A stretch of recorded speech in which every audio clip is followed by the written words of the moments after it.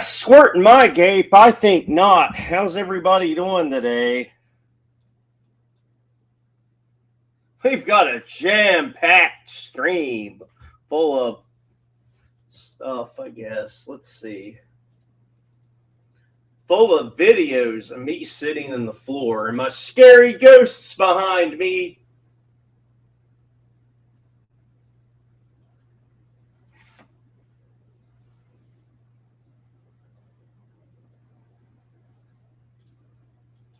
Yeah, hell, that's right. That's, I mean, yeah, I thought last year we had a shitload of people passing. This year, they seem to be wanting to catch up. Got Optimus Prime, the cheerleader.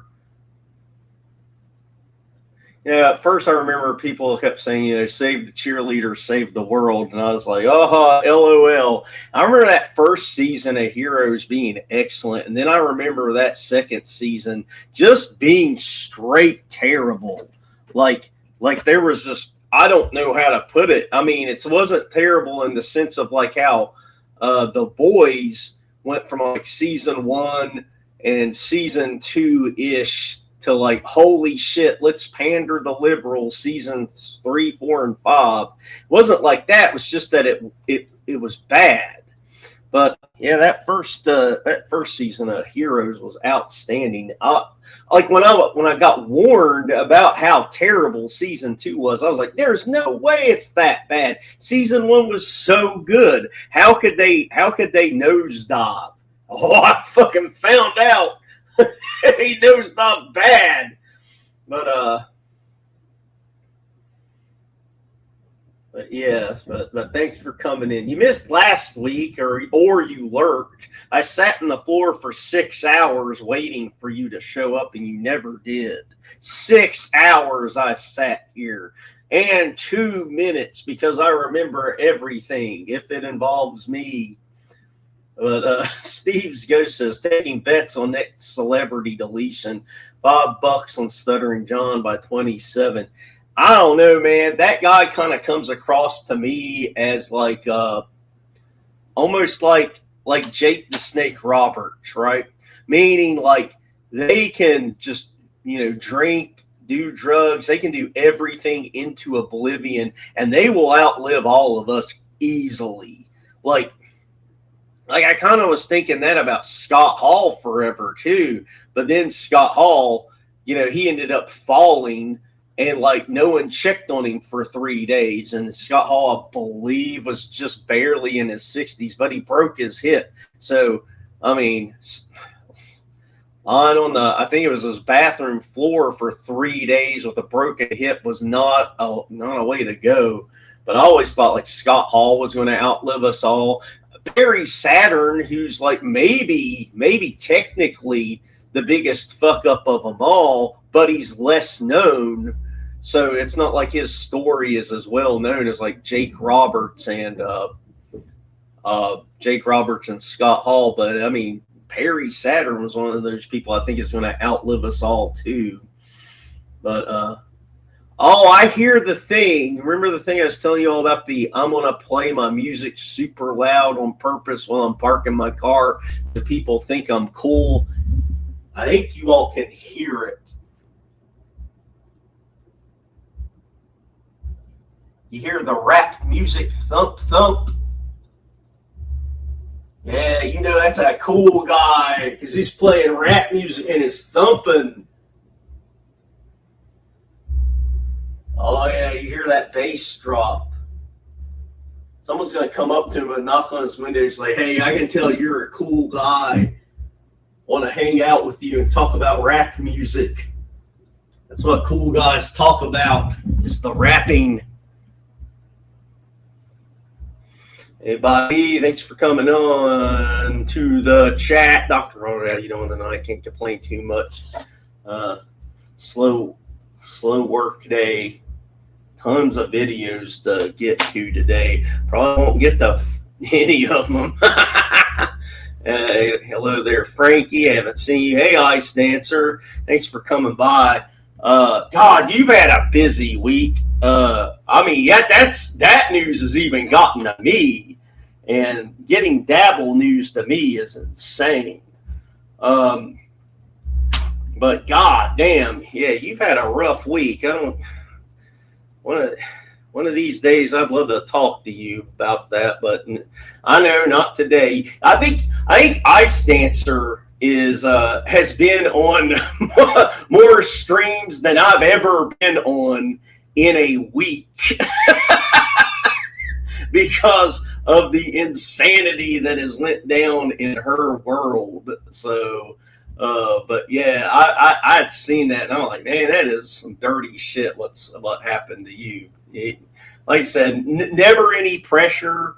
But yeah, if you ever want to come on and bullshit or anything, and we don't even have to talk about current events. If you ever do, you can just come on and just bullshit about whatever. But I did want to talk with you at some point, but no pressure because you've only been on like 45 shows this week.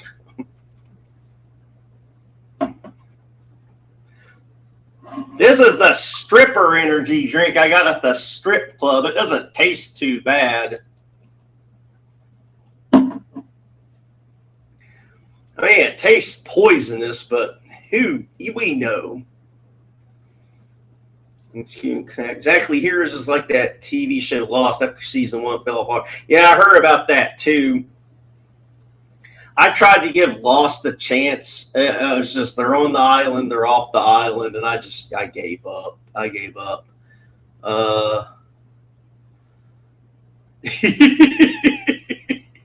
You know, they have tattoos that invoke feelings about, you know, the 1940s. I think we can say safely.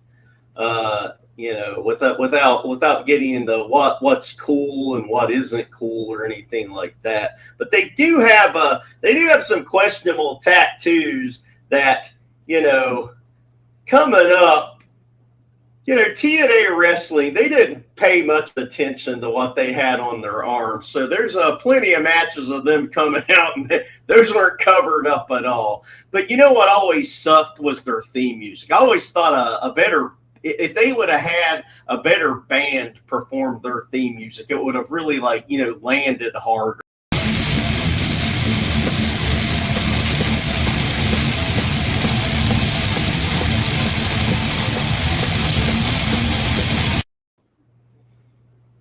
Yeah, I don't know. Those guys look familiar somehow. I can't put my finger on it, but, you know, I never said I had my finger on the pulse of America. I do have my fingers on the strip club energy drink.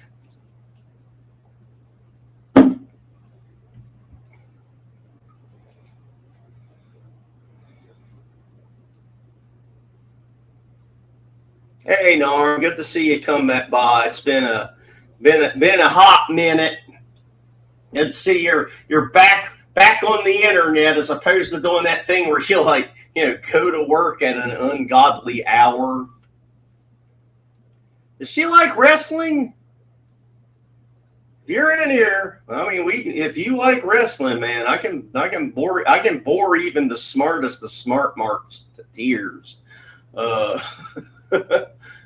We can talk about the good era, which is the Attitude Era, of course, and then the ruthless aggression era that followed that after Vince ruined wrestling by buying WCW and ECW going out of business, and then the era of blood began, which I also like to call it the Edge will beat Matt Hardy over and over again era.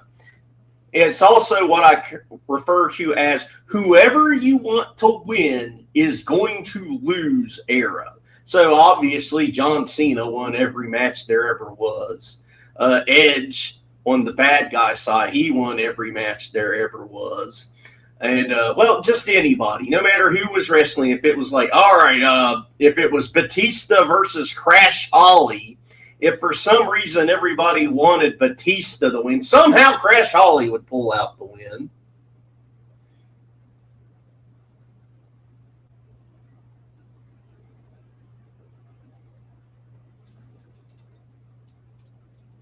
There were fires in your neck of the woods. Any issues? No, nothing anywhere near here. I am safe from any fire. But I mean that's the thing is like, that's why I have the big bucket of meds over there. So I'm a fire bug. I have to kind of stay away from fires because I really, really, really, really like looking at them a lot. And amongst other things. Oh. She was for a second. She might have dipped out already. I'm a hard watch. Oh yeah, he's rough. I checked out a little bit of Perry Saturn's podcast. Man, his voice just sounds like, well, it's obvious about every drug he's ever done. Because if it's to be believing, and wrestlers are notorious about just lying for no reason. The beginning of the end of Perry Saturn was sometime during that TNA run of his. Like, he says that he witnessed some men abducting a woman and attempting to R-word her in the back of a van. And so he got out and he started to beat up the guys and pull the guys off of the woman. And he said during the middle of that skirmish, getting that woman to safety, one of them popped him in the back of the neck. And it had to be, I don't care who you are, it couldn't have been anything more powerful than a 22, which why would you be carrying a 22 out in public? But because this is the real world. But he says he got popped in the back of the neck. He says 9mm, but if it was a 9mm, I have a feeling he would be more than 9mm underground. Could be true. I wasn't there, didn't see it.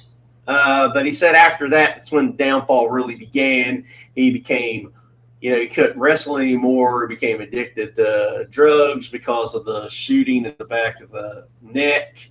Then it became heroin. Then he's just homeless heroin Perry Saturn for something insane, like 10 years or longer. And then finally he started slowly clawing his way out of it. But if it's true, he was trying to do a good thing. I just hope that wasn't one of those wrestlers telling one of their classic lies just to have something to talk about when he could just say, hey, I was a fuck up.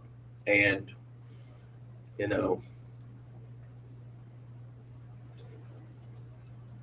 But yeah, I haven't heard Perry Saturn's name in forever. I legit used to be scared of him when I was a little kid watching Ravens fuck. That's the thing, man. It's there's, this is, all right, you all fucked up. If you want to hear me talk wrestling, here we go. It's now, I didn't know about ECW at all. I saw Perry Saturn and Ravens Flock, and I was like, okay, this is cool. This guy at least kind of has music to come out to. Yeah, at first it was just sirens, which I guess they were like, well, we don't have a sound effect for Saturn, but sirens kind of sound like Saturn, so we'll have him come out to that. That'll differentiate him from the rest of the flock that had no music. Because Raven had music, Saturn had music, and Stevie Richards was only in WCW for 11 seconds. He had music, but I don't think that counts. Anyway, but Saturn came out, and Saturn was basically like Taz. He did every suplex known to man, and I thought he was cool as fuck. I was like, this dude in the flock is badass. He's got a moveset people haven't seen. That Death Valley driver of his was the best. No one can even come close. There's no one else that did a Death Valley driver as cool as Perry Saturn, because he laid that thing in there. And I never heard about anyone saying they were injured with it. So apparently it was safe, because never heard about an injury. All the other ones looked like shit. Tommy Dreamer's looked like garbage. It looked like a suplex. and he called it the Spicoli driver because he was like, they all had that hard on for that Louis Spicoli that died from drugs or whatever. Godfather's Death Valley driver, the pimp drop, it looked like shit. It didn't look like anything better than a damn suplex as well. But Perry Saturn's was cool. Perry Saturn's elbow drop from the top rope that he started using in WWF, because there was no fucking way Perry Saturn was doing an elbow drop off the top rope in WCW with Macho Man Randy Savage on the roster. They'd have burned his house down with his family in it if he had tried that shit. But his elbow drop from the top rope in WWF I thought was spectacular. He got so high up there. So I did enjoy the shit out of Perry Saturn as a wrestler. I've just always gotten the vibes, especially after he beat the dog shit out of that jobber, just beating the and in my opinion lied and said I was concussed. That's why I beat the shit out of the random jobber to death. But he beat the shit out of that jobber when he was basically doing an impression of Scott Steiner with that weird mustache. And after that, I just didn't much care for him, and it was pretty obvious he wasn't going to be there much longer because that was well after Vince bought WCW. Vince wasn't putting up with shit after he won the war against WCW. If you got on Vince's bad side even one time for 5 seconds, you were gone. If it would have been WWF in 2000, Buff Bagwell might have stuck around longer than what he was. But it was WWF in 2001, and there was no WCW or ECW anymore. So all Buff Bagwell had to do was fuck up like 1 or 2 good times in the back. Vince was like, fuck this guy. Get him out of here. Anyway. That's what you get if you bring up wrestling about me. I'm going to start going on the tales about other things. Well, she comes on. We talk about whatever, but I don't want to pressure nobody. I'm small time. I ain't the big time like some of them dabble versers. I'm just a silly guy with a skin condition. That's what happens when you work at Ace Chemical. I got the skin condition and a silly attitude. But I've got a great attitude towards menstruation.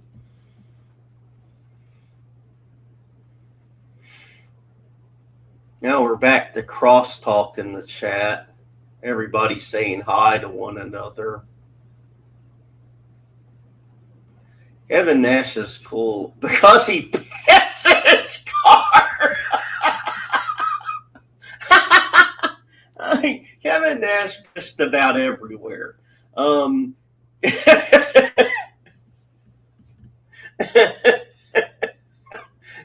Mustang story. That would be one like, okay, so this is again a hypothetical if she's in here. That would be like one of those shoot stories I would like to put up on a second stream, a second screen and watch live, just like like the Dabbleverse people do when they stream snipe one another. Like I don't know, for example, like I ain't gonna find it, but I was watching something earlier today just to give the example. God damn, he did piss everywhere though, didn't he? Where the fuck did that video I look at go? I must have looked at it on one of my other accounts or something. Anyway, I'm over it. I don't feel like looking anymore. But no, especially in the mid-90s, all those wrestlers had stories. I mean, that's why they had Triple H drive him around, because Triple H was the only straight one out of the group. The rest of them were just somaed up and all that other shit. But you got to think, it's like, I feel like I don't have any time. Like last week I was in Chicago, and I didn't feel like I had any time, and I was just going back and forth to the office, and that was it. I felt like I had no free time at all. I can't imagine how those mid-90s wrestlers felt, because they're just rushing to get on and off planes, and trying to find time to work out, trying to find time for the special curricular stuff like autograph signings at Sam Goody, and then have the matches, and then still be sociable and all that other stuff. So these dickheads were just zooming out, and everything else just pissing and shitting themselves in the fucking cars left and right. And then they had to keep themselves keep themselves entertained by doing pranks on one another. It's called ribbing. And that's why you have all the stories like X-Pac, like finding like Sable's bag and taking a big nasty shit in it.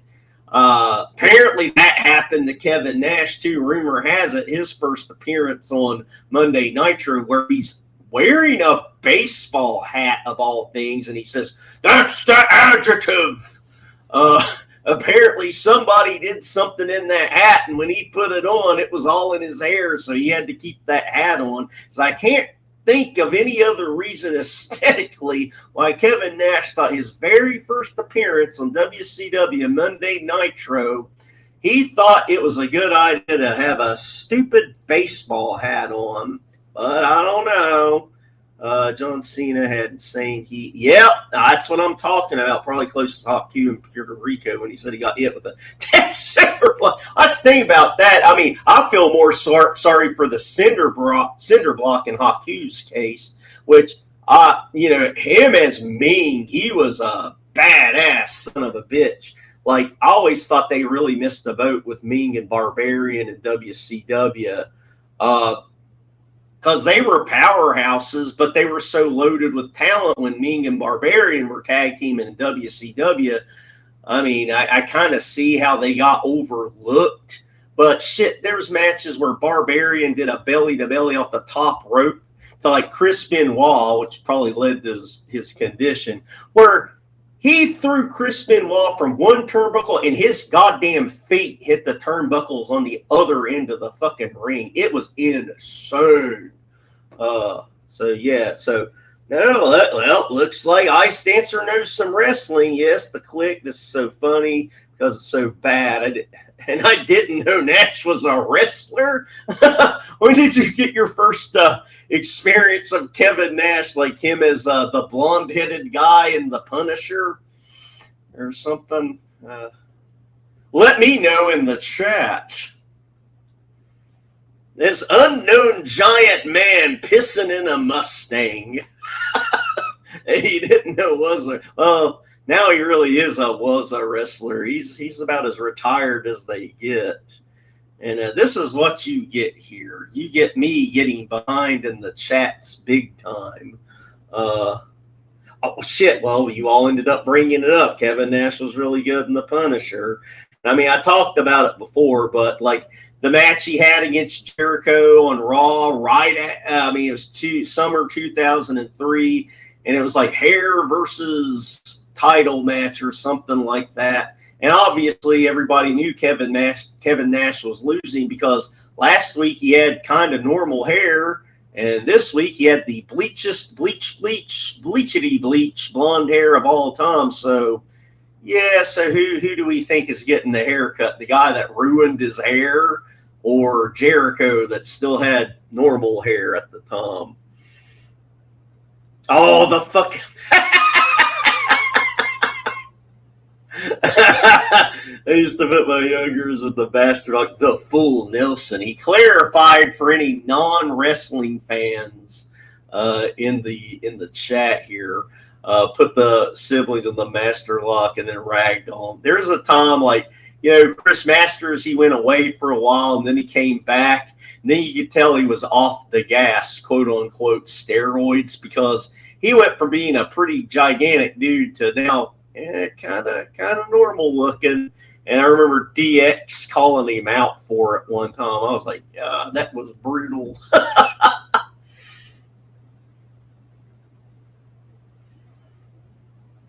I don't know who Mos Def is. Is that a rap music? The lore is Perry Saturn was an Army Ranger. That's what they said all the time on WCW, is that he was an Army Ranger before his wrestling career. He had a great tag team with Kronos as the Eliminators. The first time I saw that finishing move, the first time I saw that finishing move of theirs, they did it to Joel Gertner, and I thought they decapitated that fat bastard. I thought he was dead. I thought I was going to see his goddamn fat perverted head fly off his body into the crowd. Oh damn, we got a busy chat here tonight, guys. Thank you all for coming by.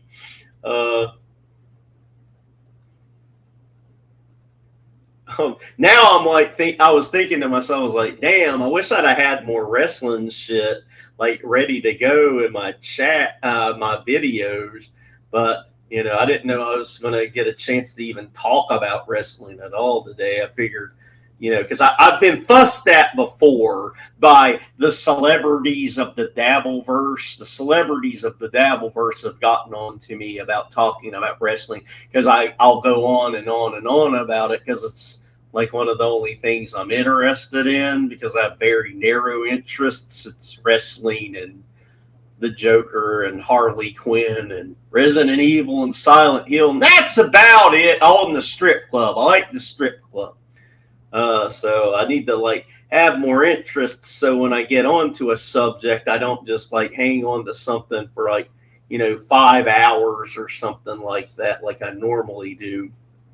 But it's, yeah. But you know what? You know what is awesome? Mike Awesome. I heard the 1, I heard the 2, and I heard the 3 tonight. Although my shoulders were off the ground when that 3 hit, buddy. But I guarantee you one thing, Hayabusa. At the end of this series, when I have you one-on-one, single for single, I'm going to beat your goddamn brains in. And that's all there is to it. I'm sick of your shit and you're going to die.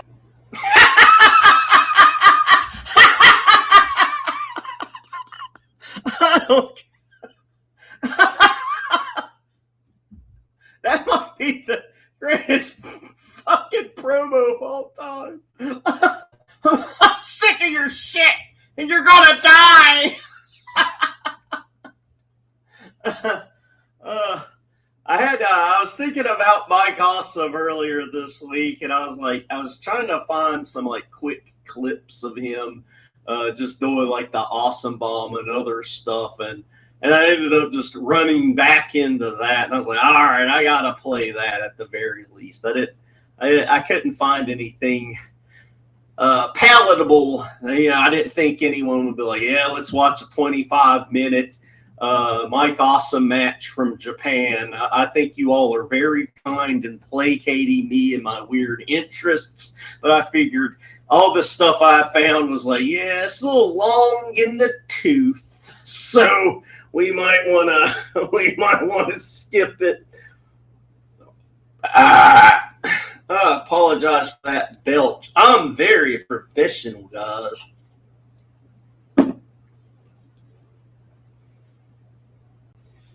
If you want my body and you think I'm sexy, come on, baby, let me know.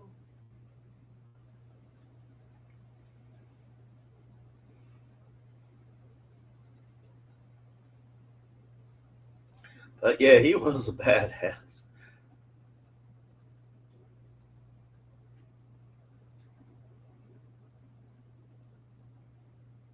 Yeah, I mean, Jim Cornette's got some killer ones.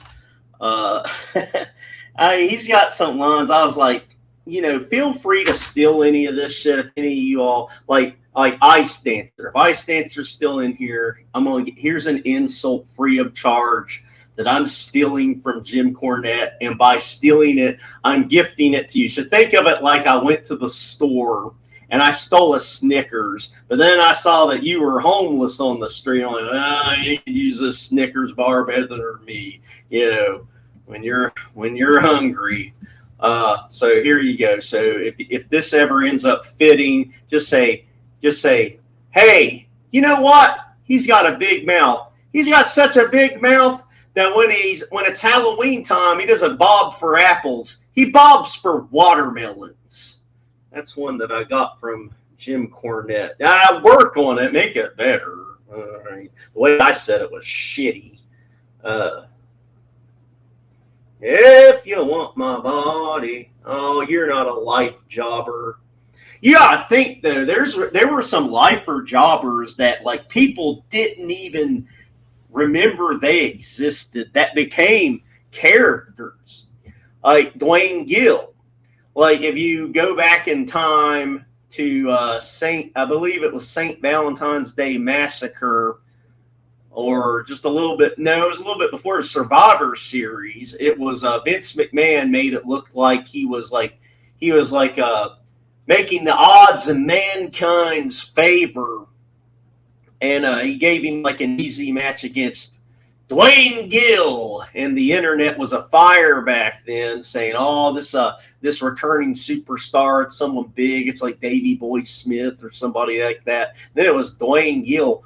All the smart fans of that era were like, "Well, I kind of remember Dwayne Gill. He was just one of those, preliminary wrestler jobber guys that got beat all the time." But he didn't even have like a gimmick. Like Iron Mike Sharp had a gimmick. Brooklyn Brawler had a gimmick. Yeah, they lost 99% of the time on TV. And once in a while, they threw him a bone, and you're like, "Oh, okay, so they got a win against another jobber," but that doesn't count. But Dwayne Gill never got one fucking win. And then somebody someday, who knows if it was Vince Russo or Vince McMahon himself, decides like, "Hey, you know what would be a good idea? We're going to name you Gilbert." And then that motherfucker had a gimmick for life. And yeah, he's pretty much just stayed a jobber, but he held some belts and he made a decent paycheck. So never count yourself out. So even if you think you're a jobber today, tomorrow Vince McMahon might be around that corner and be like, "Pal, I got a gimmick for you. You're no longer Pal L. No, you're now the palest L of them all. It's electric. 1, 2, all we kicked out." Again, I'm the king of impressions if nobody knew. That wasn't just me clearing my throat for a minute straight. That was me doing a great impression. This few episodes, yeah. I mean, the thing was with me and Corny is like it's just the politics, man. He brings up politics too much, and it started twisting my gut. And when he went nuclear on Hulk Hogan before Hulk Hogan died, that was pretty much the last straw for me.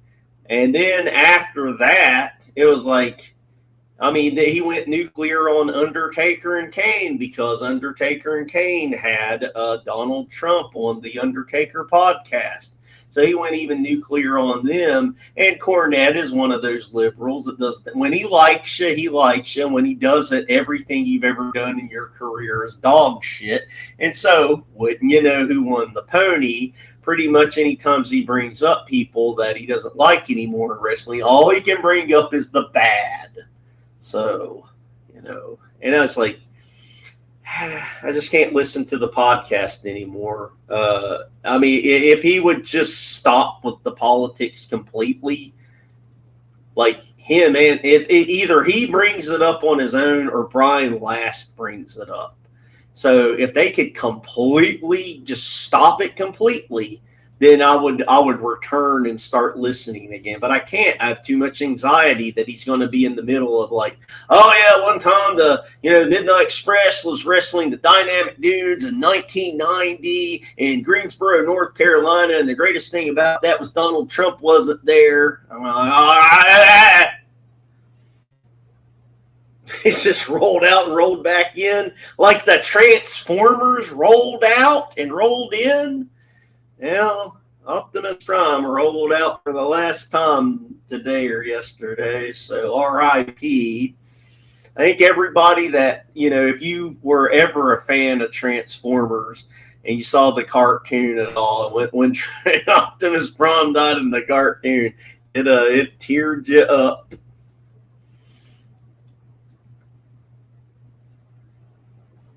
Yeah. Oh, yep. That match was incredible, and then they had the uh, that. Yeah, I believe you're referring to the match that they ended up having to like replay in full the next night on Nitro because they fucked up the timing of the pay-per-view, and that match was badass. It was great in every way, shape, or form. I mean, it frustrated me listening to Tony Schiavone because Tony Schiavone, especially then, and well, somehow now more, he's even worse of an announcer. But sometimes he couldn't tell he was like hitting the offense. Like there is a thing that DDP did every now and then, and he did it in this match where Goldberg slung DDP into the ropes, and he made it look like kind of like Goldberg was going to hit like a arm drag or something like that, but DDP reverses it into a DDT. And it was obvious to everybody on the planet watching that's what happened. But Tony Schiavone couldn't tell who did the offense on the move when it's like, so he was just like he just basically did a Vince McMahon like, oh, what a maneuver, because he couldn't tell who did a move to the other one. Kind of like, I gotta admit, kind of like this. The first time I saw Spike Dudley's acid drop, which they later renamed in WWF because they knew what acid drop really meant. And they're like, yeah, it's the Dudley dog. This is stupid. We'll just call it that. First time I saw the Spike Dudley acid drop, I thought it was the other guy doing the move to Spike Dudley. And I was like, oh my God, that little bastard is fucking dead. And I was like, wait, no, he's getting up and the other guy's hurt? This doesn't make any sense. But later on, my mind made it make sense, if that makes any sense. Anyway, moving on. Yeah, burying wrestlers the greatest thing. Well, Axel Rotten deserved to be buried. Axel Rotten was, in my opinion, useless. I mean, he was one of those wrestlers that ECW heads that are just as bad or worse than people that worship AEW.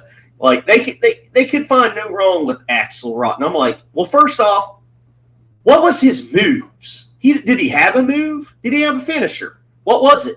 Because I can name everybody's finisher that's ever existed since the beginning of time. Not him. What the fuck was his move? He was little. He was fat. He didn't move fast. He wasn't like grotesquely overweight to where his fat was a gimmick. So it wasn't like he wasn't like he could portray a Yokozuna. He was just a fat guy, and he was short, and he was uglier than sin. And y'all might not even know this, but he's from fucking England. If you ever heard him talk, he's like, God damn it, he's an England talker. Jesus Christ. And which some people might say that about my beautiful accent from Texas, the second I open my mouth. God damn it. But yeah, there was nothing going for him. And in fact, I didn't find out this till years later. Axel Rotten apparently had like a couple of month career in WCW of all places. And I was like, geez, I didn't know that. And I thought I knew everything. Anyway, let's get to a would you rather. We got a would you rather in here. Would you rather drink an, oh, you motherfucker, not the bee's ass, would you rather drink an Irish cream hazelnut black licorice coffee or eat 8 hot dogs, 1 can of baked beans, 2 cheeseburgers, half rack of ribs, a baked potato, and 4 cupcakes in a 1-hour time limit?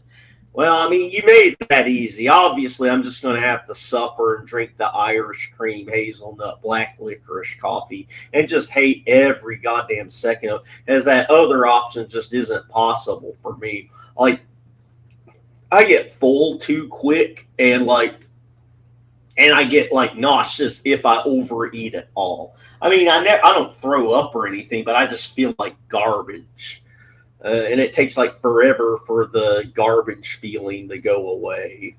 I mean, I do fucking love hot dogs. I mean, God only knows the type of places I would visit to get a good hot dog. Nice crisp skin.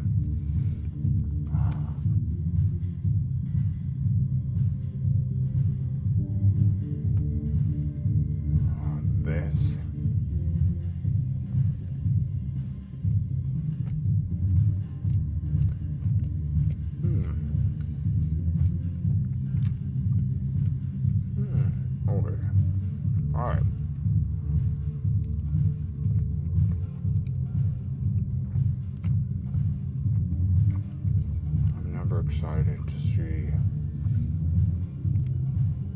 another chili dog. But this one surprises me. I don't know if it's the chili or the sausage, but it has a little kick. And the spice with the cheese and the onions. Even the bun. All this is coming together, but it's gotta be that sausage. It's got a nice crisp skin. Almost tastes like it's homemade. I would give this an 8 out of 10. Actually, yeah.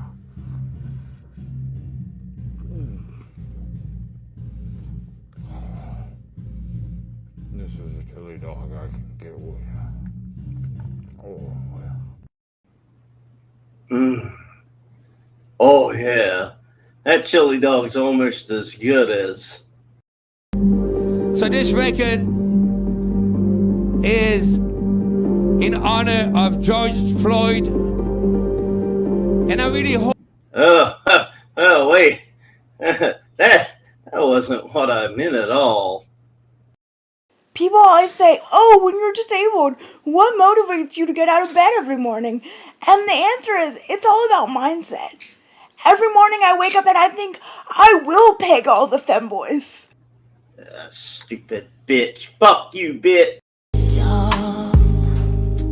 Oh no, when this happened, niggas dying there, they never die. Speaking of rap music. Yo, what the fuck is this shit? Hey, what are you guys doing on my property? And who the fuck are you? Bitch, I'm side neck. I spent 40,000 on my smile, bitch. You might be on camera right now, bitch. I'm famous. I can't even help it when I lane switch. Hanging out the window of the whip with my chains, bitch. I'm side neck. Yeah. Bitch, I'm side neck. Yeah.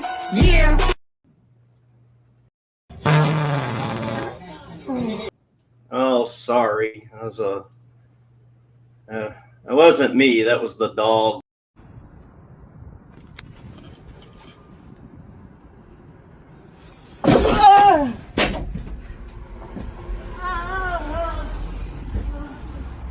What in the world?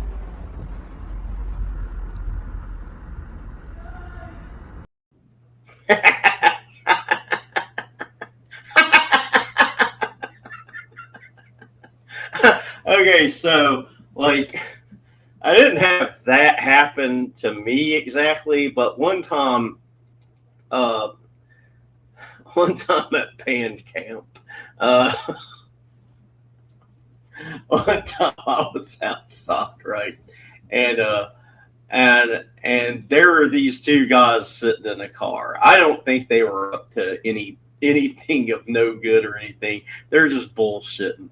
From what the glance I got, it looked like they were two guys on lunch break from somewhere. And like all of a sudden, a fucking stray, insane, rabid cat jumped in the car window and started attacking both of them. Just meow, meow, meow, and going at both of them. One of them crawled out of the window of the passenger's side and just plopped onto the pavement like some slop to get out of there, and like crawled away with a feared look on his face. And then and he looks back in the car because he's not going back to help his friend. I guess he realized that in times of danger he was of no good. Now I'm a fucking bystander. I ain't getting involved in shit. But I'm watching this fucking cat fucks up the driver of this fucking car, just beating the shit out of him with rabid cat claws for like 30 seconds, and then just ends up at some point just jumping out of the car, landing on its feet, and then calmly walks away. It doesn't even like run away like, I'm insane, I've got fucking rabies, fuck all you motherfuckers. It was like after it was done fucking up the guy, it just walked away casually. And then that guy, the co-worker, I guess, runs back up to the car to see if he's okay. And then when I realize I'm safe, I'm like, well, now I can pretend to be concerned because the danger's gone. I kind of slow jog up and I was like, guys, what's going on here? Y'all need like a ambulance or something? And the guy that was in the driver's seat, he was just going, ah, ah. He was just looking at his hands that were bloody and his face was bloody, and he's just, ah, ah.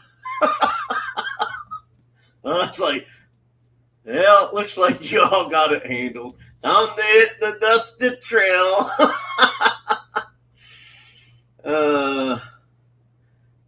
Anyway.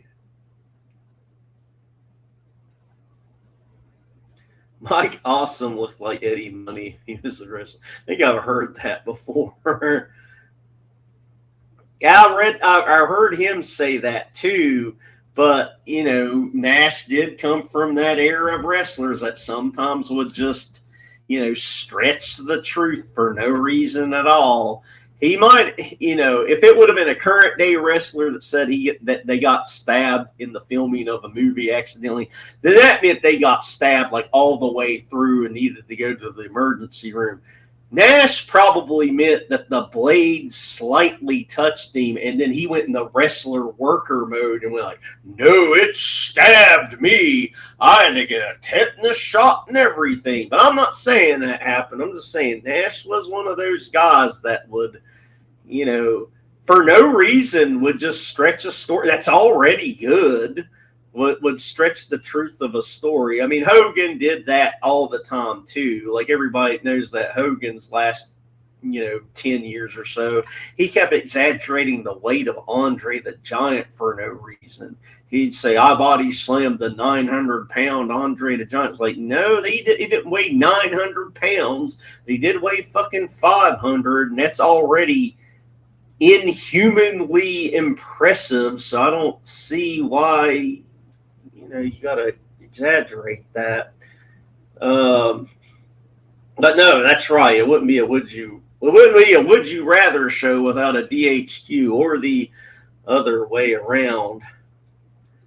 But yeah, back to the travel. It was cars, even the top stars, because you got to think that era that I was referencing there, Shawn Michaels was the world champion. So, he was still in cars for the most part, only flights for the big things. It's like, man, those guys that were wrestling in the WWF from like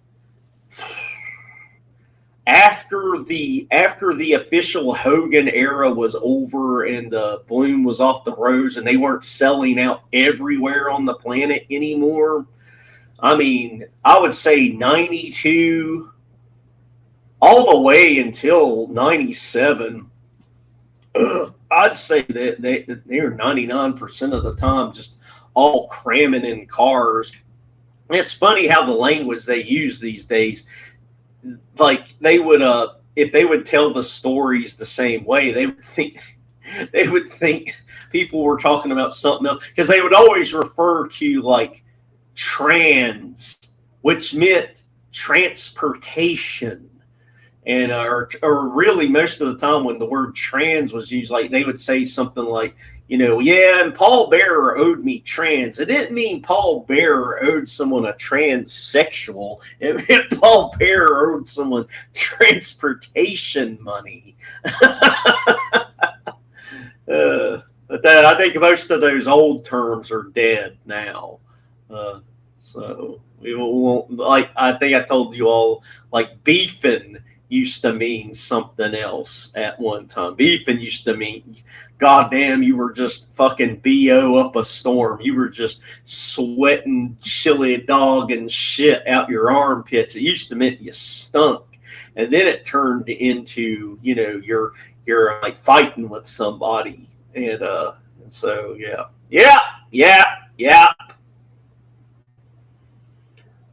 Recap the story of slapping Piper.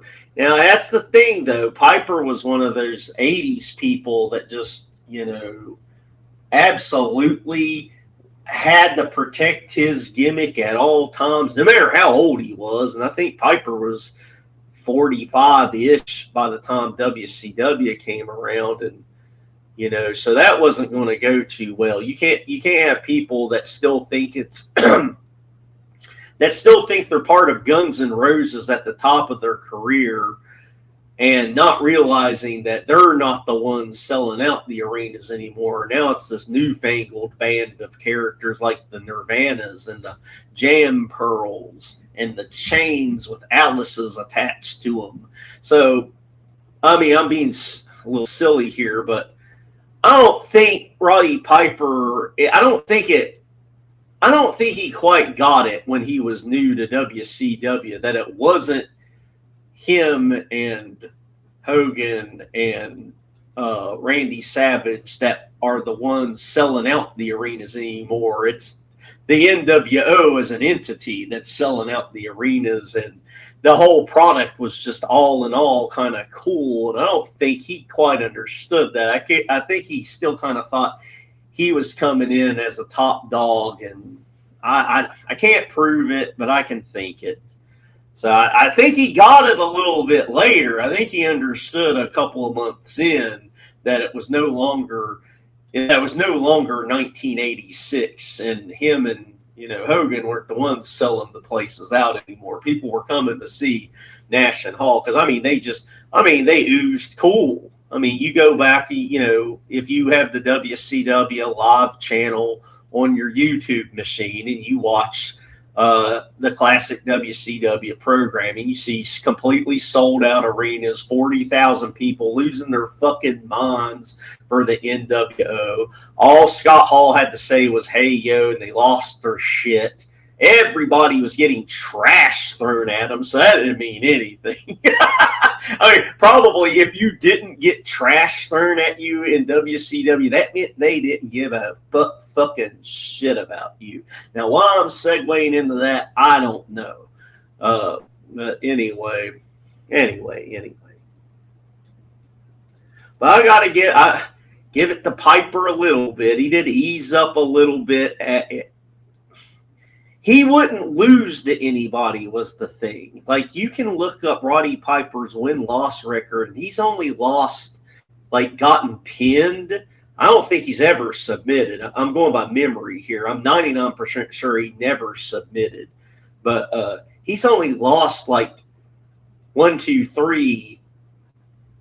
12 times, I think, is the amount. That's me going by memory. A couple of them were to Bret Hart. So I gotta give him that. He did know to at least put over Bret Hart, but all the other ones just, I always got the impression he was just a selfish guy.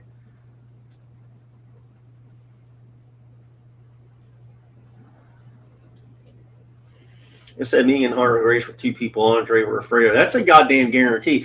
I don't know if y'all know this, but it is confirmed that Harley Race is one of the people that nobody talks about that did legitimately body slam Andre the Giant. There is footage of it. You can find it right now on YouTube if you want to see. But yeah, Harley Race legitimately has body slammed Andre the Giant in the 70s. So it wasn't as gigantic as he was when Hogan did it in 87. But Hogan also did it earlier in the late 70s, early 80s. But nobody talks about those matches because they kind of retconned it. They kind of, without explicitly saying it, they heavily implied by the time Hogan slammed Andre in 87 that was the first time that ever happened. It wasn't. He got slammed quite a few times. I think there's some other people that Andre was cool enough to let do it in the 70s. But yeah, there's the classic Ming at a biker bar story where he allegedly pulled out a motherfucker's eyeball. So I mean, I don't even think you have to say allegedly anymore. I think the statute of limitations is way, way, way gone on that. But yeah, I think so. Oh, okay. how he reacted is what they left in the film. Well, it's a good thing he reacted the way he did. Well, there are some things we talked about on other shows with some of our other friends in the universe that like the wrestling. Me and Dylan were talking about like how Nash has said some pretty cringy shit in recent years too, because he's also, you know, a liberal like Cornette, but he's not as blue as Cornette. After Kevin Nash's son died, Kevin Nash legit said this on his podcast. There is audio of it. He said that he wants to get to 1 million subscribers because that's what his son Tristan would want. He used his dead son as an incentive to get more subscribers to his podcast. Ugh, good Lord. But no, you're right, not the bees. It's like they try to be flashy, but it's boring at the same time. I mean, when everybody's doing a Canadian destroyer to each other, and it has about it's about as impressive as an arm drag because no one's winning with it anymore. I mean, it's no fun. I don't want to watch Cirque du Soleil for 2 hours straight. You know, I want to see gymnastics for a minute. Then I want to see the bears. Then I want to see someone shot out of a cannon. I want to see a potpourri of different action. I don't want to see nothing but gymnastics for 2 hours and 3 hours. And that's what AEW does. They just do gymnastics for 3 hours. And then and no matter what they do, they never go home. They never go to the finish when they should. They drag it out and drag it out and drag it out. How many matches have you seen where you saw something that should have been the obvious finish, like a Canadian destroyer through a fucking flaming table, and then the match continues for another 10 minutes? That's what they do all the time. And their hardcore matches are the same way. You know, their hardcore matches, their high-flying matches, it doesn't matter. There's always like, oh my God, this should be the finish. And it's not, and it keeps going to the point where people are just like, God damn, will this go off now? I mean, I remember I ordered a pay-per-view when CM Punk went there, not knowing how much of a leftist he was. But like, I ordered one of the pay-per-views, and it was like, I never thought I would bitch about this with wrestling. It was like 5 hours long, and I was like, God damn it, I want this thing to go off. I got my money's worth. This is too much. It's like having too much sugar in your Kool-Aid. It's like there's an acceptable amount, but after that acceptable amount, you're like, oh God, this is just torture.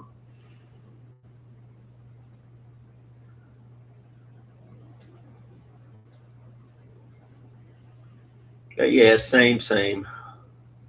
Ugh, you all fucked up today, making me talk about wrestling. Let's get back to talking about stuff I know a lot about, like Asians.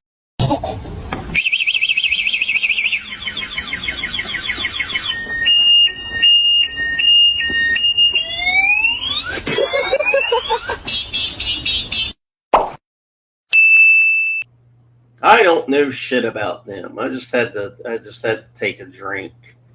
I'm still not even hey, Serenity, now you missed it. So I'm gonna play it again for you, just for you. This is a classic, and I guarantee you've seen this already. But shit, watch it again with me if you don't mind. My gifts to celebrity chatter Serenity now, when I can find it, because my eyes are dog shit.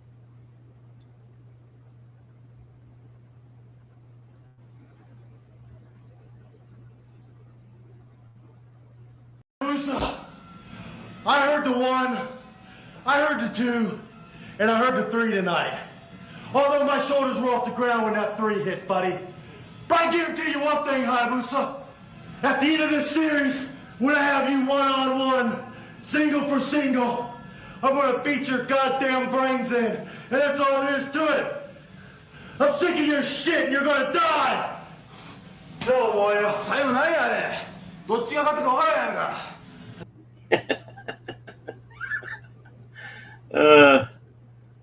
Back then they didn't need writers. They just told me, just say whatever you want, especially in Japan. No one can understand you anyway. Hello, boss. I'm Inflatable Shina. What do you think this is? A dragon, a fish, or something from a Chinese legend? Actually, it's an inflatable mythical creature inspired by the classic of mountains and seas. At helium, and it can float. This one was made for a traditional festival product in Guizhou, China. We are an inflatable factory. If you can imagine it, we can make it. What should we make next? I know what they should make next. They need to make an inflatable Mike Awesome.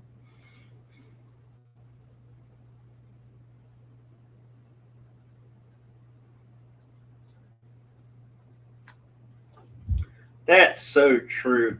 I mean, like, I don't know what it was about him that didn't. Like, WWF, you know, when Mike Awesome got there, they purchased WCW, and they were basically, you know, it was well known that they were going to purchase ECW's assets as soon as it got out of bankruptcy court and all that. They couldn't directly do it because it was in bankruptcy court. But WWF was making deals with the court way back then just so they could show clips from ECW. But yeah, I just think Mike Awesome, they were never going to push him in WWF. They had too stacked of a roster. I mean, way too stacked of a roster, and he couldn't talk. You know, I mean, that promo was, you know, it was good because it was funny. His promos in WCW, they were silly, but God, you could tell he wasn't comfortable at all on the microphone. I mean, you know, he was only he wasn't even comfortable in ECW when he was trying to be a tough guy and, you know, cuss, because ECW would just beep out the really bad cussing. But so he was never going to get over there anyway because he couldn't talk, and they were, you know, they debuffed his move set just like a fucking game, you know. I mean, they gave him like 2 rows of debuffs when he went to goddamn WWF. They're like, oh, you can't do that move anymore. We got this new guy, Batista. He's going to do the sit-out powerbomb, so you can't do the sit-out powerbomb anymore. You can't do that powerbomb anymore because, frankly, it's just too cool looking. We don't want you to do it. You know, so you can't do really 90% of your moveset, and you can't talk. And we don't own your good ECW music yet with the lyrics, so you can't use it. So we'll go ahead and let you slide and use the Jimmy Hart produced music from WCW because, I mean, it's inoffensive. Nobody cares. So we'll let you keep that. But that's about it. So he just had nothing but debuffs going against him. Plus, he got injured.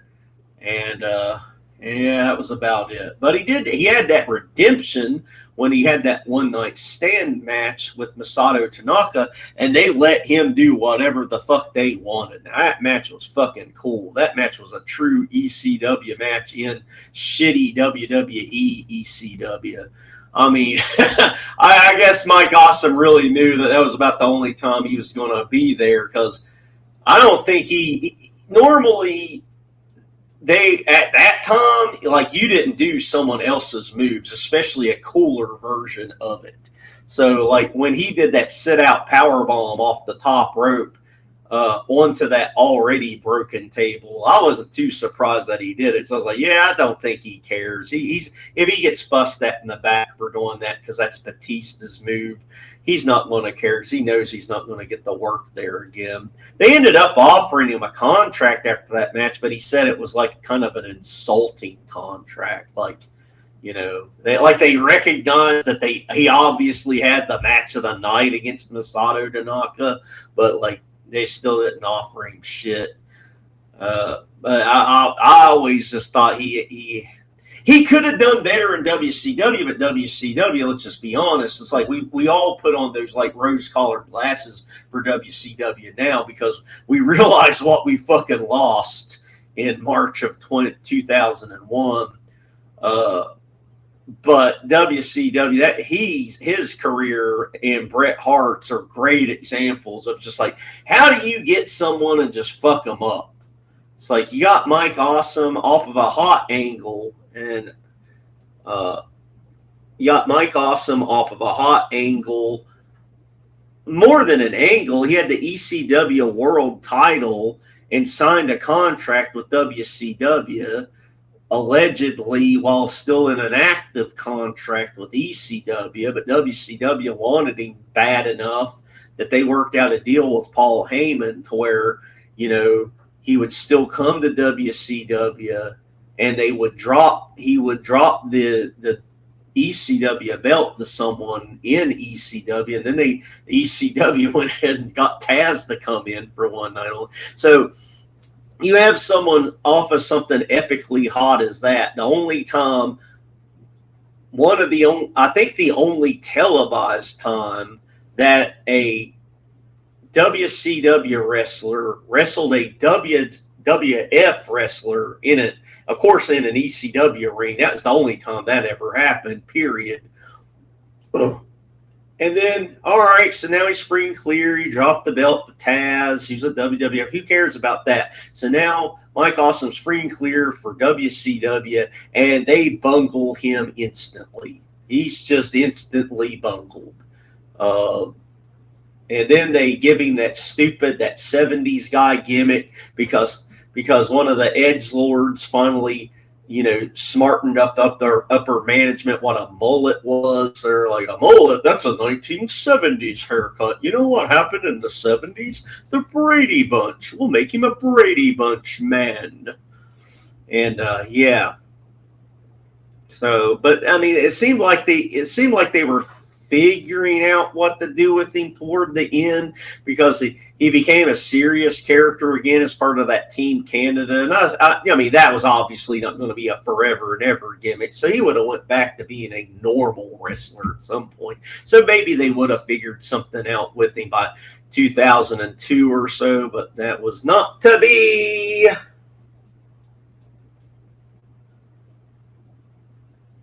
Sorry, you all are making me talk wrestling too much today. We're definitely going to run off any of the curious Dabbleverse people that see me live on that Dabble dashboard, because they're going to say, "Oh, who's this guy?"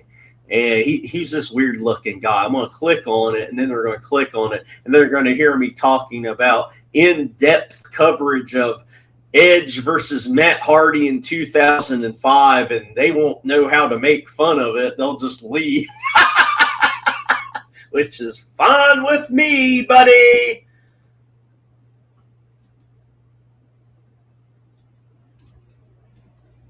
My dad still hates Tony. Oh, Jesus Christ, yeah. All right, that is an old fucking story. That is old and legit. Sorry, I got so behind in the chat that this is like 3 hours ago now. Yeah. Tony Schiavone had that 1 year in the WWF, and yeah, he just terrible.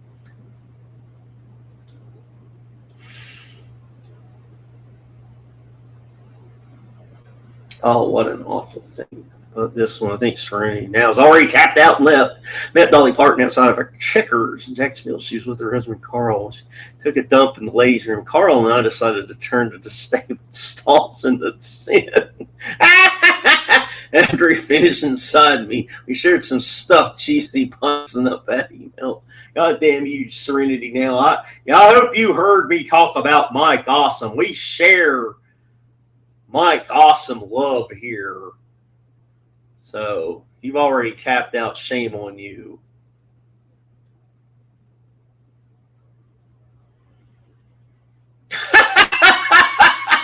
My dad brought up how he liked the old y'all on AEW commentary. I think Tony Schiavone, the guy my dad taught me to hate. It's a very young boy. For a while there, I was just being stupid, and when people would ask me where I came up with my name, I would say like, I don't know what you're all talking about. My dad was Harley Race, and my mom was Dr. Quinn Medicine Woman, and that's how I got my name. And no one, it didn't work. It was a dumb joke. I blame no one but myself.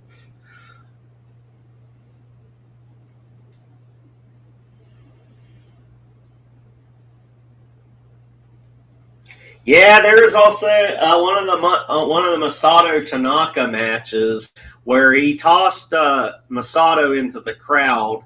He pulls the barricade back, gets into the ring, jumps onto the top rope. I'm not talking about the turnbuckle. Jumps onto the middle of the top rope and stands there for a good second and lets out a scream and then jumped into the fucking crowd. Looked like he jumped 20 feet into the crowd.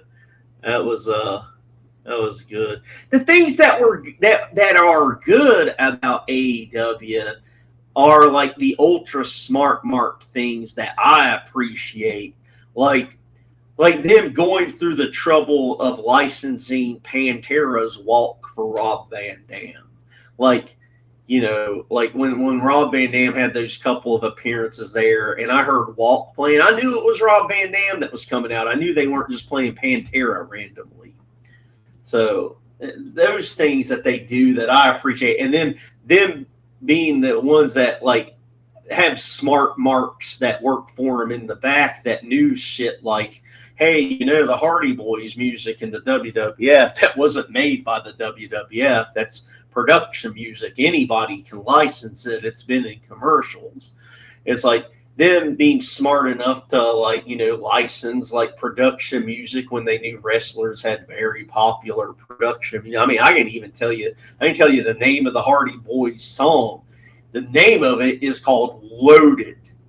The artist, the person that wrote the music, is named Zach Tempest. You can take two. You can fact check me right now and type in Zach Tempest Loaded in the YouTube, and you're gonna hit play, and you're gonna hear the fucking Hardy Boys music.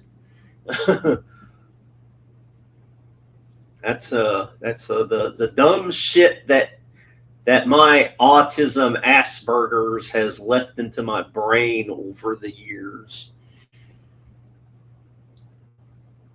Wardlow was great when he split, but they put him in a comedy feud with the Awful Lawyer. The 15 security guard fight, in my opinion, that's what killed him. Because it went on for my memory, because I was still watching then, because it was like I pretty much stopped when CM Punk left. But so I was still watching then, and that 15 security guard thing, I swear to Christ, it went on for 2 hours. It was just like security guard gets powerbomb, security guard powerbomb, security guard powerbomb, security guard powerbomb. I was so fucking sick of seeing the goddamn powerbomb after that thing. I never wanted to see the fucking thing again in my life. And then Wardlow ended up getting legit injured not too long after that, maybe even the next week. And AEW to this day, unless there's a reason storyline wise, they don't ever tell you that someone's injured, and that's why you're not seeing one of your favorites on TV anymore. They just quit mentioning them. So when Wardlow quit being on TV after a couple of weeks, I was like, well, what the fuck happened to Wardlow? And there's no news. They just don't tell you, I mean, that was one of the good things about the old WCW, NWA, WWF. Every now and then they would at least try to turn that into something, hey, they're injured. If it was a legit injury, they would try to turn it into an angle, oh shit, old dude broke his wrist on a motorcycle ride. So let's pretend he was attacked by the 4 horsemen in the parking lot or something like that. or they do a thing where they would have the fans send in get well cards. You know, those fucking drugged up, coked up wrestlers. We're not getting any of them get well soon cards. They're just throwing them in the garbage. They never even got them. They just went somewhere. They just went to some guy's house. And he's like, why are these people writing the Arn Anderson? Why is it coming to my trailer?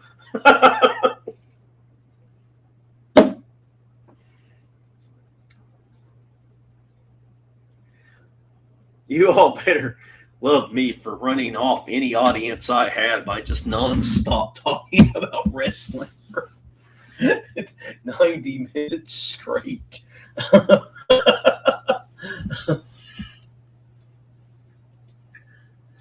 Oh, God. Okay. All right. Now back to some serious topics. Previously on the Justice League of America, Superman and Spider-Jew were hard at work trying to determine the location of their greatest enemy. Oi, thanks, Spider-Jew. I don't care how many scores we hit. Tell Trump to get it done. Uncle Benjamin Netanyahu, what do you suggest? How do we find them? Spider-Jew, with great power comes great responsibility to bomb the Middle East. Meanwhile, in South Carolina, the evil Goyim plot to destroy the Justice League by any means necessary. Oi, Juperman grabbed my Palestinian wife, mate. It's time for the Juper heroes to go.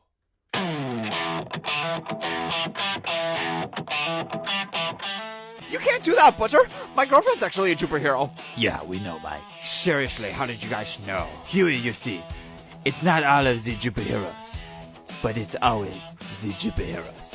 Target this week is the Incredible Jew. Frenchie will lure him out of his residence. Kanye will take the shot.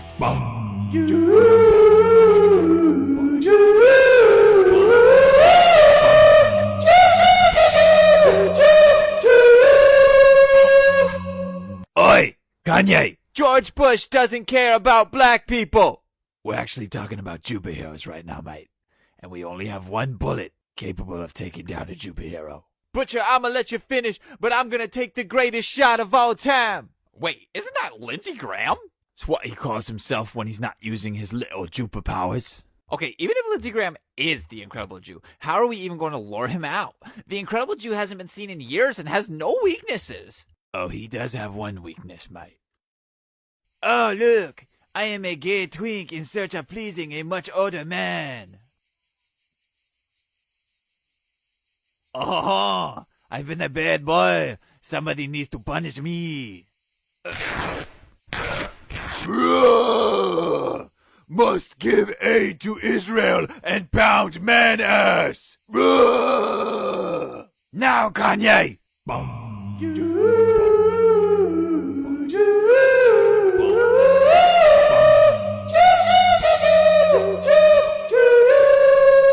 Mein Kampf!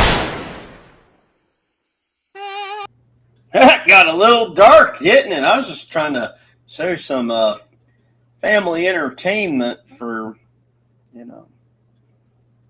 guess it didn't work out that way. I do apologize. It's live TV, folks.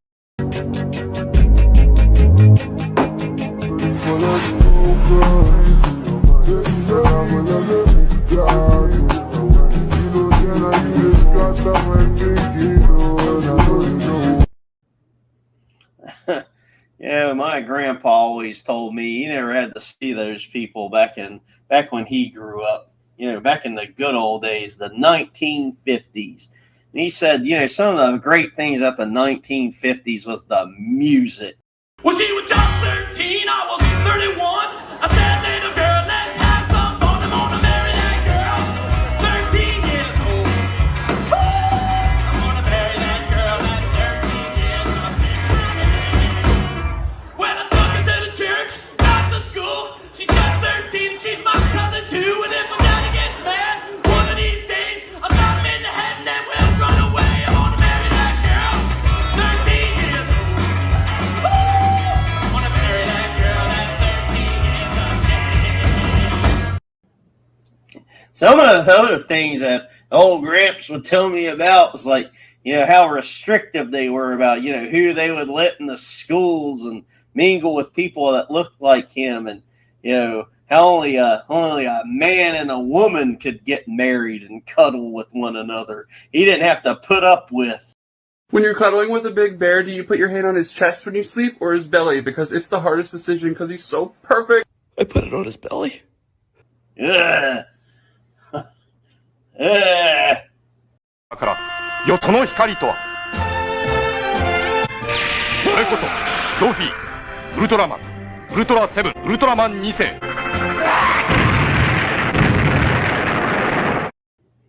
That's what they needed. It was Jesus. Space Jesus. Whatever the fuck was going on in that goddamn video. I don't know. Well, I look like I know. Oh my goddamn God. It's one of them damn celebrity chatters.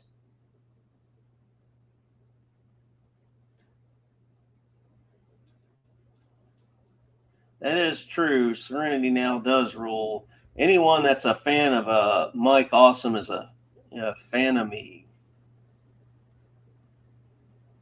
At first, when I was reading this, I thought you were talking about the Warlord. The Powers of Pain. That was another one of the tag teams. Is like, if all of wrestling wasn't so overloaded with talent in the late 80s and early 90s, I think Warlord and the Barbarian as the Powers of Pain would have done a lot better. I mean, shit, in the NWA, they feuded with the Road Warriors. Looked like they were going somewhere. But they never really got off their... They never really did anything in WWF. It's not their fault, it's not like they wanted to only go as far as they did. Those two giant motherfuckers, and I mean, they lost more than they won, and then they ended up splitting them up. And the Warlord, he just ended up looking like kind of like they put random metal all over him like he was a Terminator, but that's not what they were going for. I don't know what they were going for. And he came out with that cane with the giant W on it, and then the Barbarian, they covered him with deer antlers like he was in that whore's house that I was fucking that one time. Fucking deer antler whore. I don't think Barbarian had anything to do with the whore I was fucking that one time, but I wouldn't doubt it. I wouldn't doubt if, like, right after I left, the Warlord appeared and snapped the antlers off of them goddamn deer heads and put it on a costume he wore in 1991. But I don't know. Oh, God, those pandemic matches are the fucking worst. Jesus Christ. I gotta say, it's like, I thought AEW did better during the pandemic than WWE. I could not watch WWE at all because they were leaning into the complete nonsense part of wrestling then. They still had that producer, Kevin Dunn, that would change camera angles every half second, so you couldn't tell what you were looking at ever. They had no crowd at all. Not their fault, but they had no crowd at all. Then they had the iPad crowd when they turned it into the Thunderdome. So many of the matches had like weird supernatural elements to it. I'm like, man, you don't have to do all that. AEW was smart enough to put the wrestlers out in the crowd, so it at least looked like a crowd. And they didn't pretend that they were fans, or anything like that. The way they did it was like kind of perfect. It's like, hey, they're kind of stuck here because if you remember, for those of you that watched real sports, like a lot of those professional athletes had to. Basically signed contracts saying it's like, yeah, I'm going to stay in this fucking dome for the next 6 months and not go outside because of the deadly COVID virus, which is obviously more deadly than AIDS and cancer and herpes combined. It definitely isn't being blown out of proportion or anything like that. Nobody knew, so I got to give everybody a pass on that. But I thought AEW did better with the pandemic. At least it kind of had a simulated crowd WWE shit was unwatchable. God damn, it was unwatchable.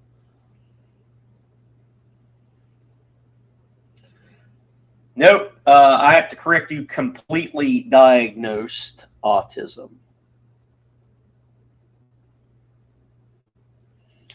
Completely diagnosed. I just choose to see underneath the glass cleaner and one a day are all my meds.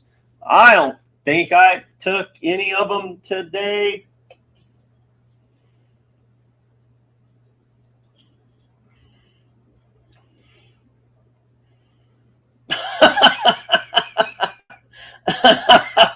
Oh.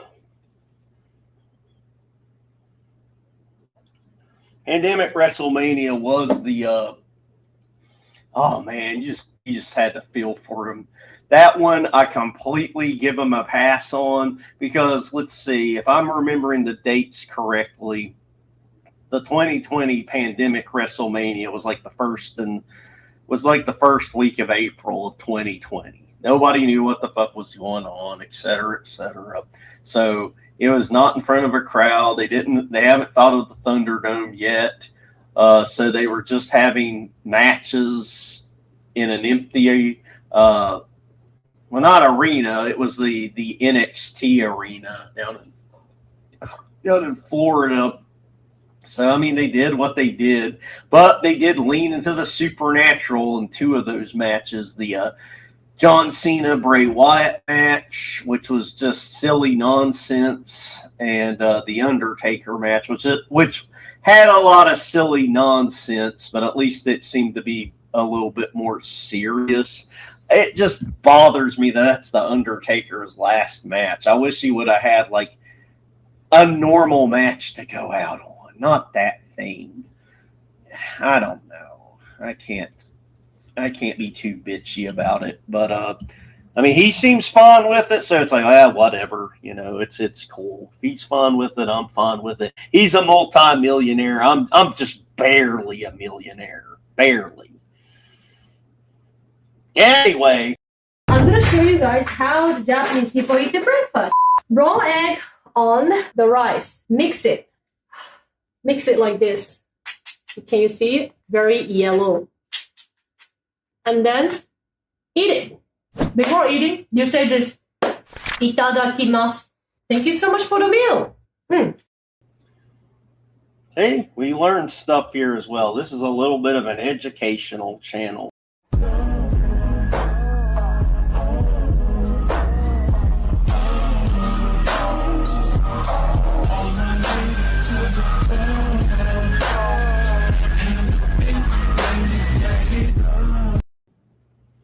You don't see women like that at the McDonald's, but you know who you do see other than my ex-girlfriend? You see hot ladies like. Good afternoon. Come and join me. Today I have cookies from McDonald's, y'all. I have this platter of cookies that I'm going to pour this milkshake all over, and with the fries. This is going to be real, real good, y'all.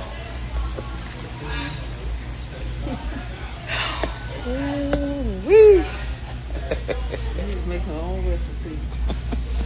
But this is real good, y'all. Go to McDonald's and get you a lot of cookies and get you a milkshake and pour them over your cookies and eat them. You got yourself some good eating.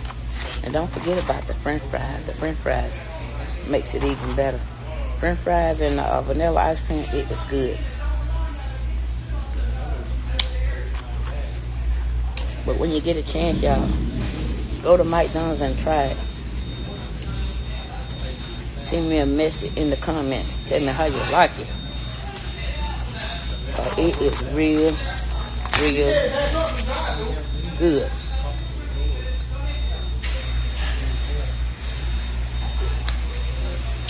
But look at these chocolate chip cookies. Ooh. And this ice cream.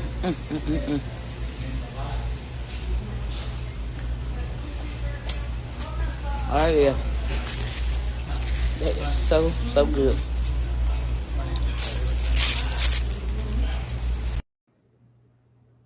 But speaking of stream sniping, let's see what's going on here. This looks crazy. Hello everyone, I'm J. Klein back, but not for a review, for a rant video.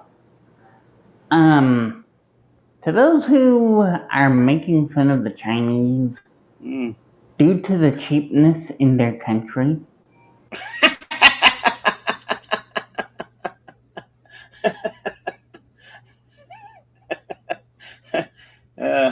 I won't say which Dabbleverser that is, but they have a super duper cool name. They have one of the try hard cool names like the Obliterator 666 Hell Hath No Fury. So be on the lookout. We got a new Dabbleverser coming up anytime soon. They got some hot takes out there, guys. Hot takes. Aunt Jemima in the hut.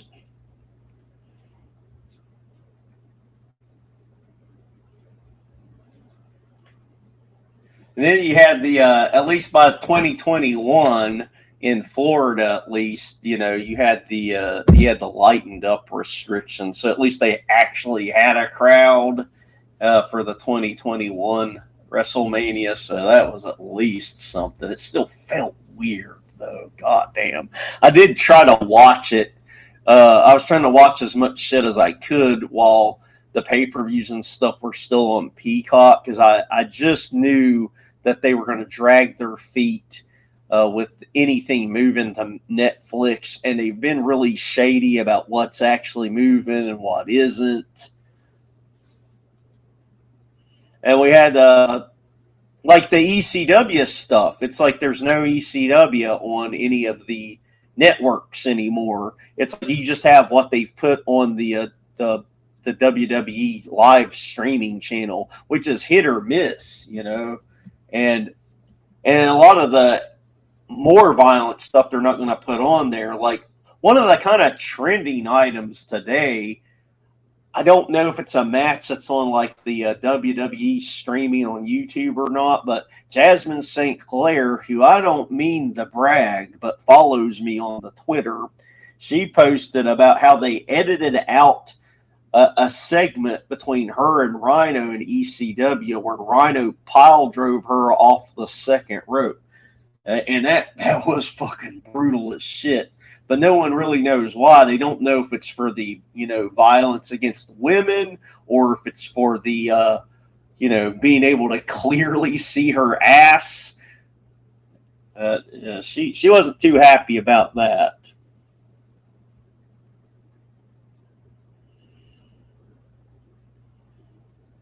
No, let him do his thing. Poor Samoa Joe and that plastic poncho looked so miserable, and commentaries was a rainy mess. Oh God, that one, I know what you're talking about.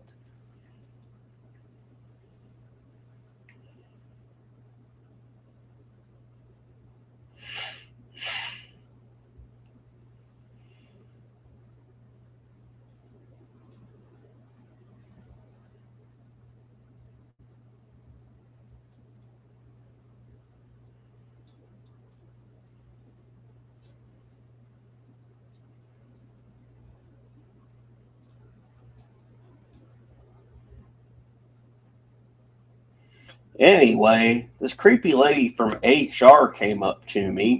Hi, how are you? It's so good to see you again. Thank you. Yeah. How are you? You look amazing. Thank you. Do you want to ride? I'm good. I have a stroller. I know. I remember. I know. Last time you said no last time. You declined.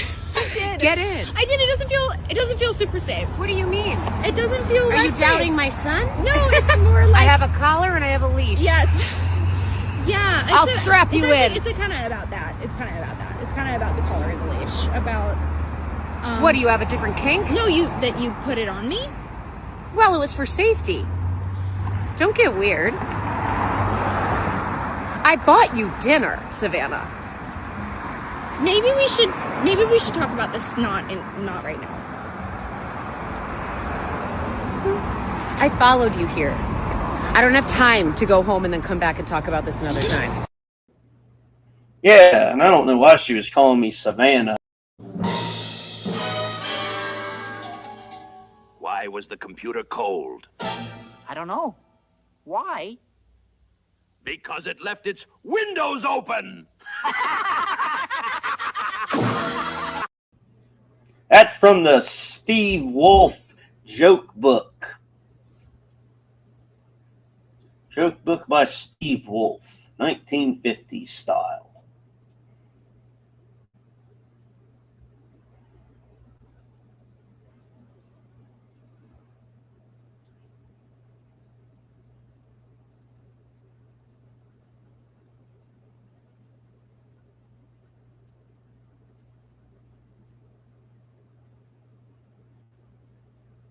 Oh no, this whack-a-mole looks offensive.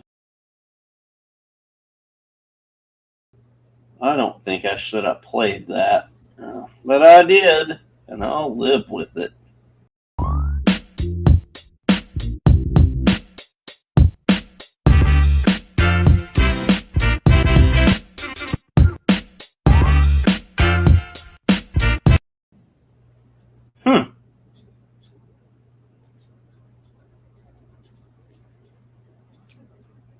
Anyway. Hit the block like Stuart Little. Do y'all remember Stuart Little? Getting cheese like Stuart Little. In New York like Stuart Little. Find me another rapper rhyming Stuart Little with Stuart Little. I think that man lady liked Stuart Little. I could be wrong though. I might want to do a follow-up.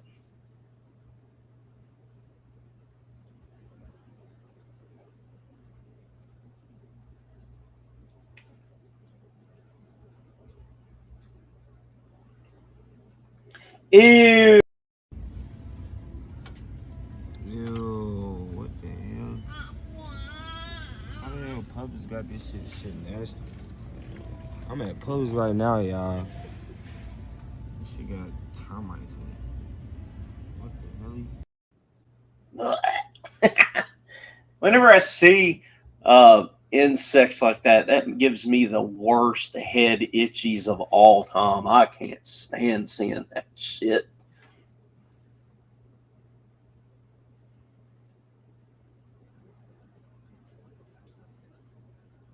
But you know what won't make your head itch?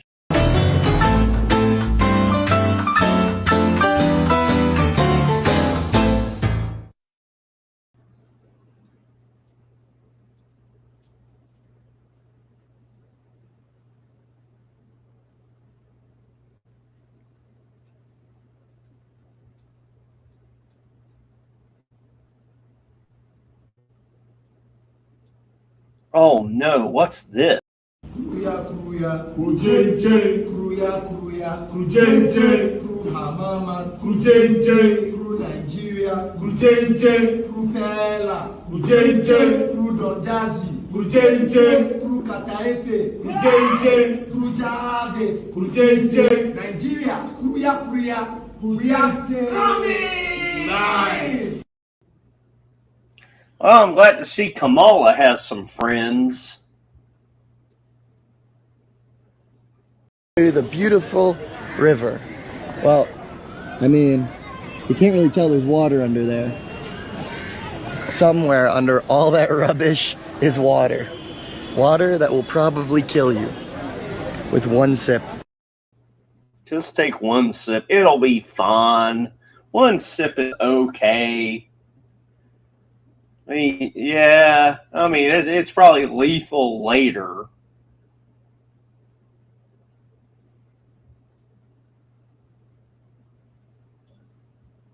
I mean, later. Much later. I mean, you'll just have the shits for a year.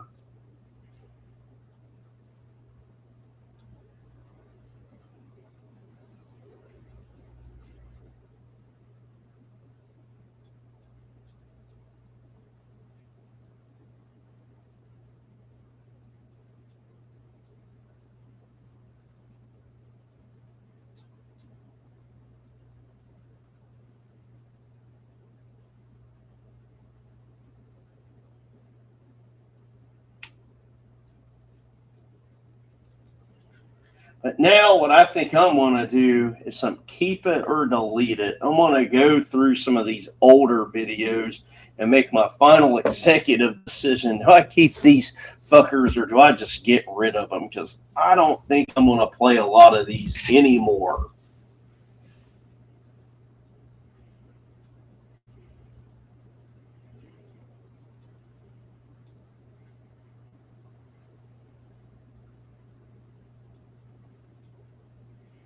So I think we're going to have to say goodbye to this one. Hello, dear boss. Today is Women's Day. Our speaker factory many sister happy.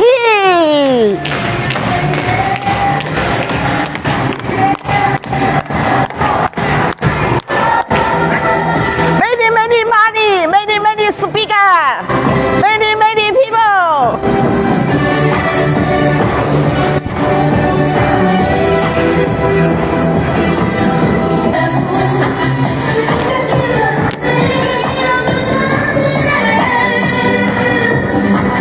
You are coming, welcome. Well, say goodbye to her, whatever she said.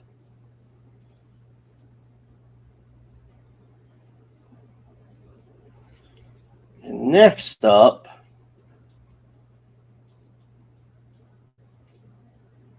I think it's safe. I'm not going to sit through this whole thing ever again.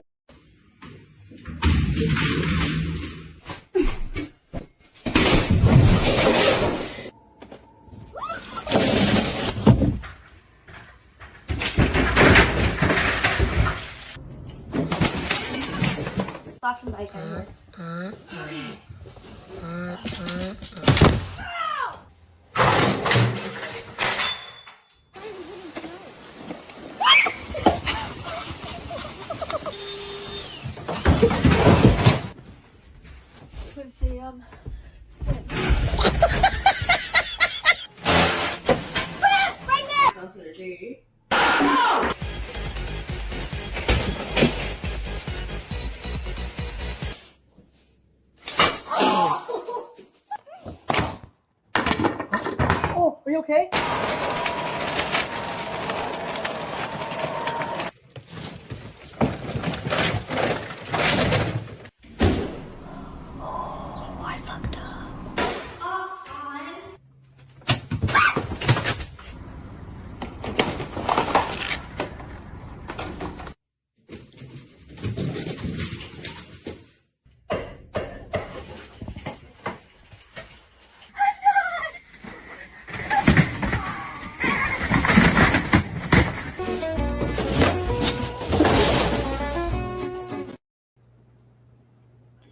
I guess I gotta wonder, it's like, I don't think any of those were staged, maybe one or two of them, but like, why were they filming themselves? It's like, okay, what's the best case scenario? You do a good job, or are you gonna go back and watch yourself work for 2 hours or something?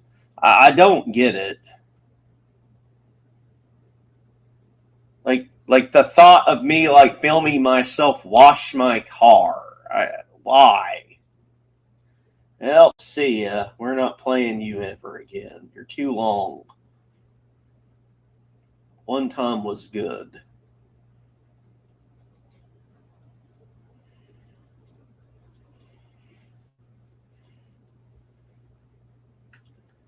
And next up, we've got...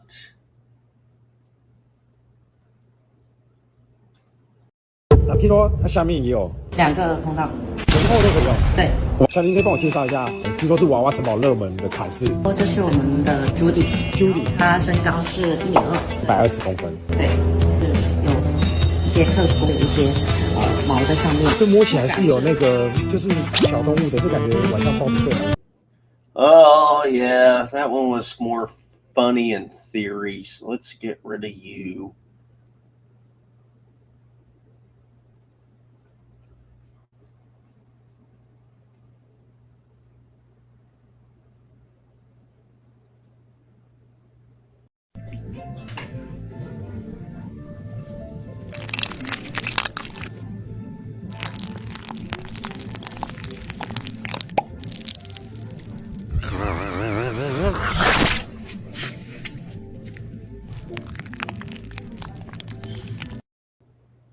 Yeah, same with that one. Plus, now I think we're just hitting the kind of a fatigue with AI stuff.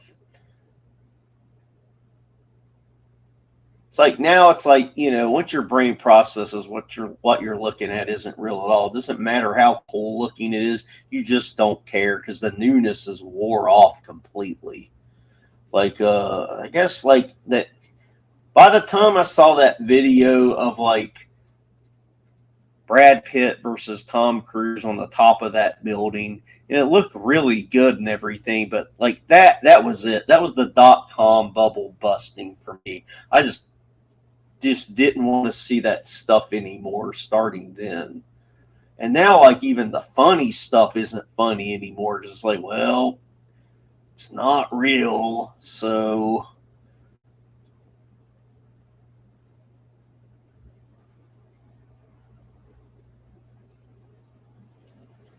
that one's not even worth playing. Let's get rid of you. See what else we got here.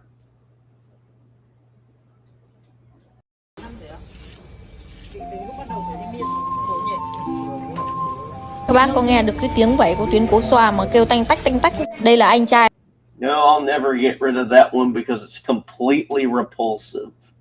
There's no redeeming quality about it at all other than making me sick, so it stays forever. I forget what this is, so let's play it. Yes, sir, that's my baby. No, sir, don't mean maybe. Yes, sir, that's my baby now. Yes, ma'am, we decided. No, ma'am, we won't hide it. Yes, ma'am, you're invited now. By the way. I just don't see myself having any kind of segue to playing that weird thing, so see you later.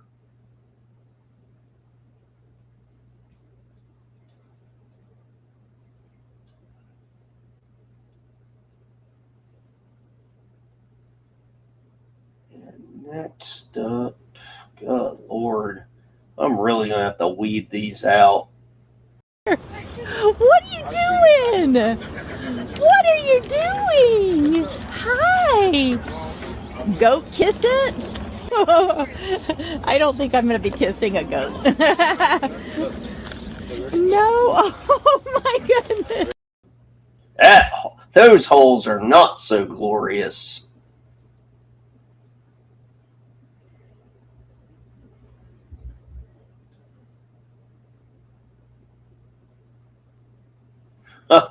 Yeah, I don't really, pretty much every day I do some kind of stretches or something, some sort of stretching and reaching. Maybe that should be my gimmick. Maybe that's like my money-making gimmick of like figuring out a clown's guide to yoga. You got to get a floor mat though, unless it's like a low what do you call it?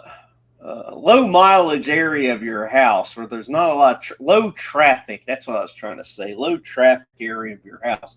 You don't want to be, doing yoga in the floor where a bunch of feet have been. So if you're by yourself or if you're in a home with other people, just find you a low traffic area, get a mat, lie it down, and then you can get started anywhere. You just gotta use like complete beginner's guide, like if you've never done it before, complete beginner's guide. This is my day one, and get started there.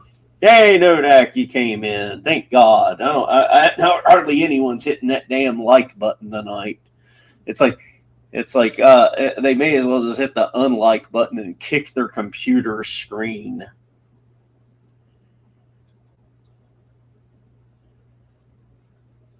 But maybe Nodak urging the likes to be sent. Maybe that's what'll get me over the hump for tonight.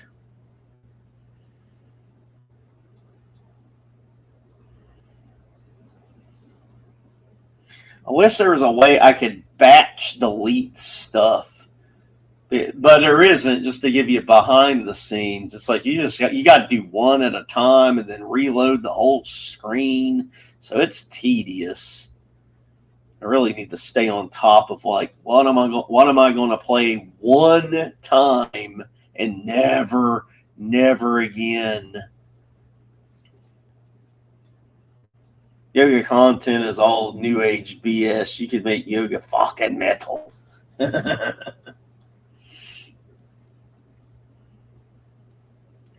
Yeah, I mean, I think it's like one of those things that, where like it's passed down and people make their own twists on it. Like DDP yoga uses a lot more resistance than other yogas do.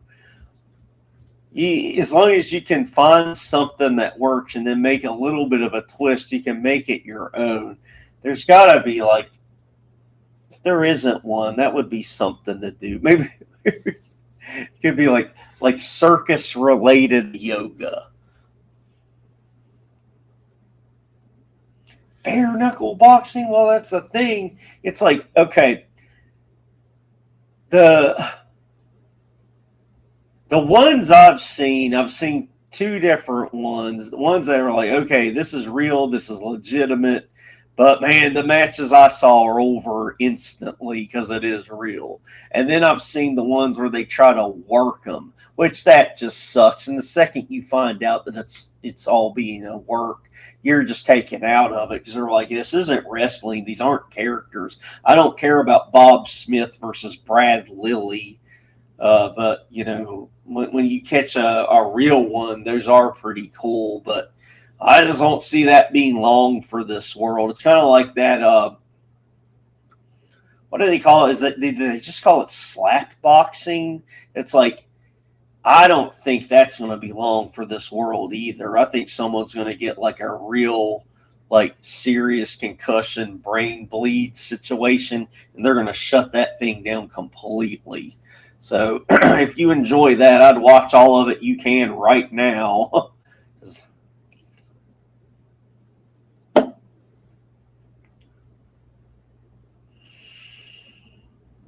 Double penetration yoga. Yeah, I don't have any good double penetration videos I can show that are YouTube friendly. Those are all on the other computer anyway. Metal Gear said, I used to watch boxing avidly. It was crazy hearing Austin Trout lost Bear. I was a world champion a long time ago. That's the thing. It's like after UFC came out, I didn't really watch much boxing at all. It just didn't jive with me. There wasn't enough action. There seemed to be like a million rules, and I might be making this up in my head, but I swear I seem to recall there being champions that never would lose it in the ring. They would just get randomly stripped of the belt for unknown boxing reasons, like boxing rule reasons. I don't know. I might be making that up though. But I seem to recall it's like, hey, I thought such and such was the champion of this weight class. And then, well, they were stripped of the belt because of thing that happened. And I'm like, okay. So they don't lose it in the ring. Sometimes they don't. I don't know if that was an exaggeration on me dreaming that up. But especially after UFC, going from watching like a mix of wrestling, if wrestling is real, boxing, and other martial arts, it's kind of hard to go from watching UFC and seeing everything to just punching with gigantic gloves. And, no punching, below the belt, and they kind of work where that below the belt is line a little bit too. So I never could get into regular boxing, especially after UFC. I don't even see how boxing is still any kind of thing whatsoever. I mean, if you like it, that's great. I'm glad you do. I don't hate you for it, but I wouldn't care who was boxing. I wouldn't go for free. Like they had that, what was it? Was it whatever Logan Paul's brother? Logan Paul's brother versus Mike Tyson in that exhibition, which I guess is their way of saying it's like, yeah, it's a real fight, but they're not supposed to go too hard at one another or something. That's another thing I never understood, was like how there's like normal boxing and then there's quote unquote exhibition boxing where they're supposed to soft pedal it. And that was just down the road at AT&T Stadium. And I was like, I don't care. I'm not going to try to go at all. I don't care if tickets are free.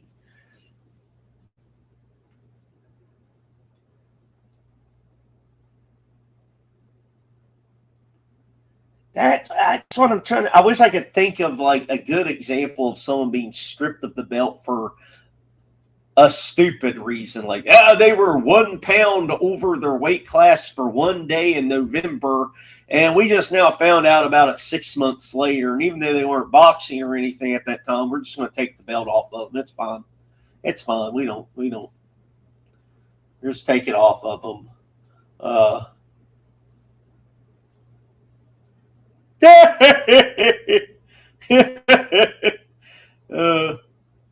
I'll give that little bastard credit for taking a press slam from the Big Show, though. Big Show press slammed him over the top rope to the floor at WrestleMania. That I think it was 2008. So I'll give that little bastard that much credit for him being pretty much a billionaire by that time and taking a press slam. I mean it. All the toes are still virgins. I've never found a woman that, you know, would let me like break the seal with any of them. They all said no, and I respect a woman's right to say no.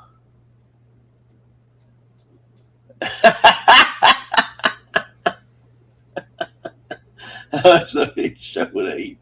It would have been something else if like if Floyd Mayweather would have legit pissed off Big Show enough to where he decided to just eat him up. Kind of like what happened with, the Jackass guys in Umaga. Like that was one of the last times, how do I put this?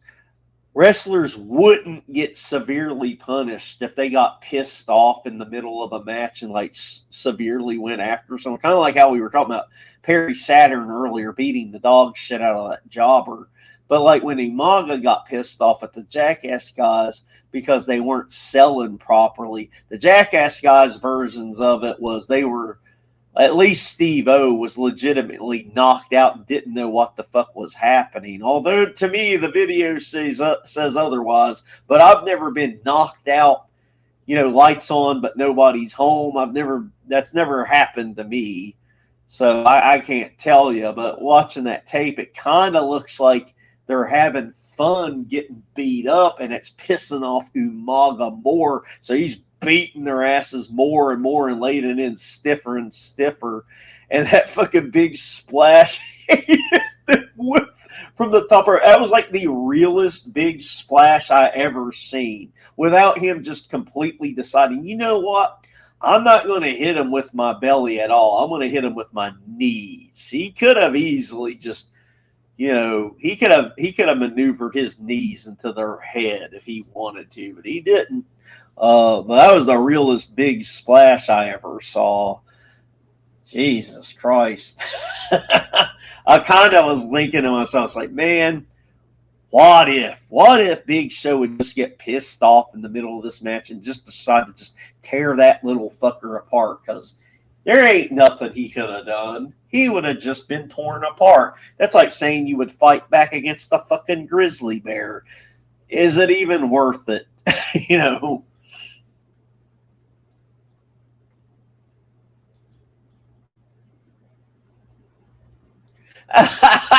Imagine Brock in his prime versus Mayweather. Mayweather would just die. That would be it. It wouldn't even have lasted 1 second. It would have lasted exactly as long as Brock Lesnar catching him. I don't Mayweather's too small for those punches that do anything against Brock Lesnar. I mean, he would have to land a lot and perfect. And I just don't think he would land enough before Brock decided to just maul him. Oh, mass transit was if only there was a way to clean up that footage to get better shots of what happened during mass transit. Mass transit was an absolute brutal destruction. I mean, why New Jack wanted to beat the tar out of that kid, I'll never know. I don't think anyone ever got a straight answer. Like, why New Jack decided to just beat the fucking feathers off of that fat chicken shit, I don't know, but he did.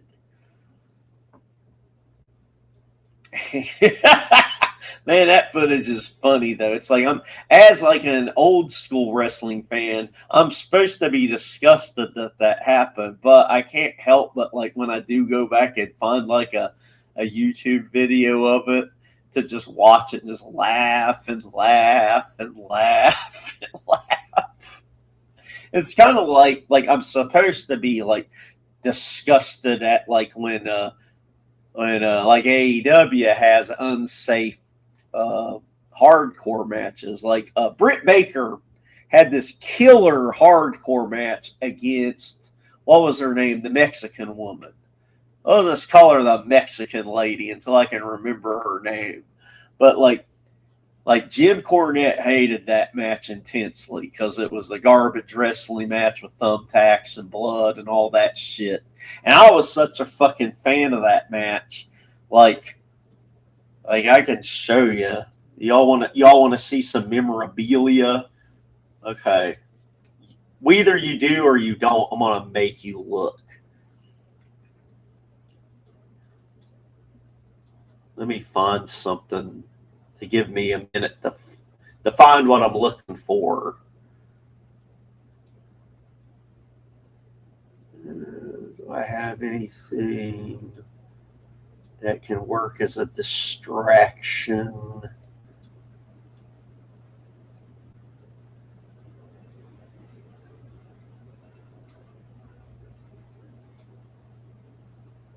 I thought I had something good in here.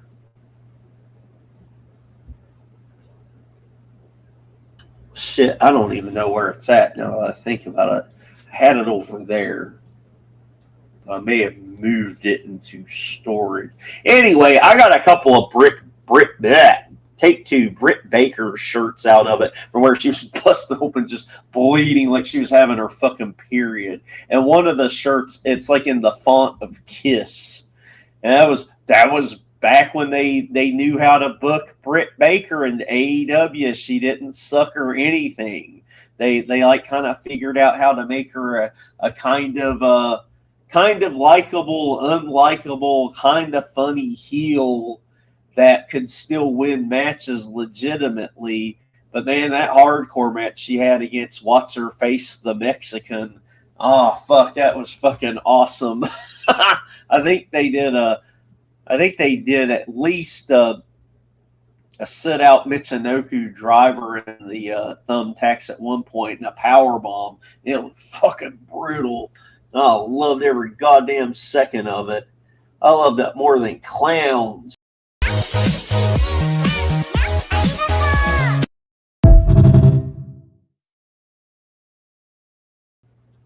It's like I ended up getting the Britt Baker bloody face shirt that had the Kiss font, and then there was another one that looked like it was like almost like a Dawn of the Dead shirt. It was like that one year I thought AEW was kind of cool because it seemed like they were making a lot of sense. You know, the CM Punk stuff was good.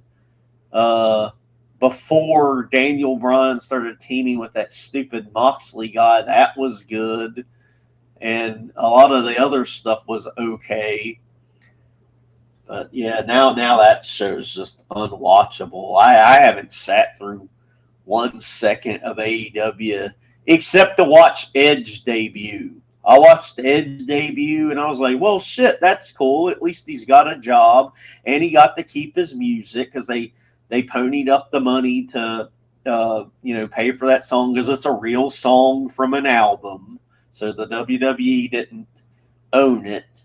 So they couldn't have it be like WWE trying to own Enter Sandman. That's just laughable.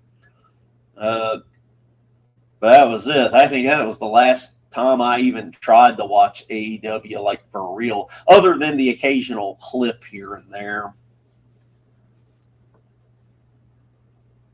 Thunder Rosa. That's it. You're right. It was Thunder Rosa. She ended up having like drama of some sort with the other girls. I don't know what it was about though. It was like sometime after that, sometime in 2022, I started hearing that like in real life, a lot of the women in the locker room legitimately hated Thunder Rosa, and that was part of the reason she wasn't having matches anymore, is because people were refusing to have a match with her or something like that. That could be wrestling bullshit, not real. That's the thing with wrestling rumors. They could just be made up by nerds on the internet, and it sounds like such a good lie. No one corrects it because they're like, yeah, this sounds like better than what the real thing is going on. She might just have like a twisted ankle for all I know. Wyatt family, what got back in wrestling? Freakishly large backwoods swamp folk. I think because like, they were cool too. Because like, if I remember correctly, the Wyatt started to debut on the main roster just a little bit after CM Punk, hit the road from the WWE, basically just refusing to wrestle anymore. He was still kind of like in that situation. He was still like under contract, refusing to wrestle. I don't know what you call it. I think WWE was calling it that they were suspending him, and he didn't care because he didn't want to wrestle for him anymore. So it's like suspending someone from a job, and the person that has the job is a millionaire. So it's like, okay, you're suspending me and telling me I can't work for you for the time being, but I'm a millionaire, so I don't give a shit.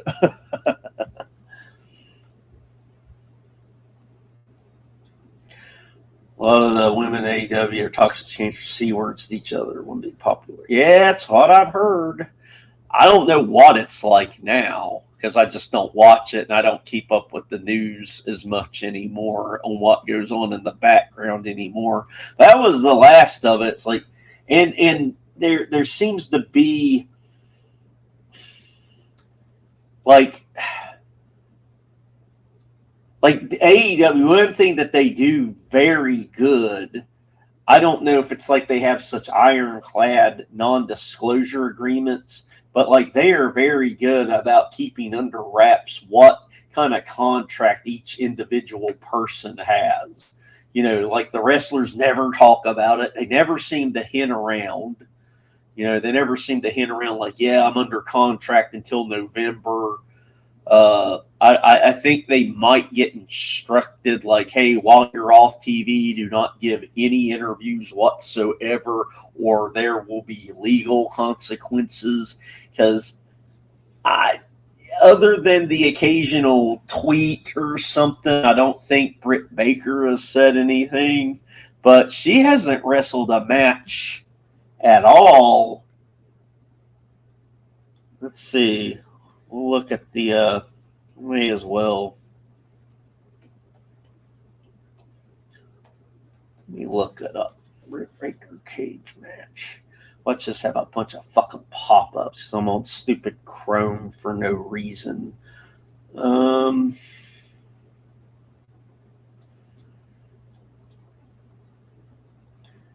Seems like the last time she's had a match in AEW was November of 2024.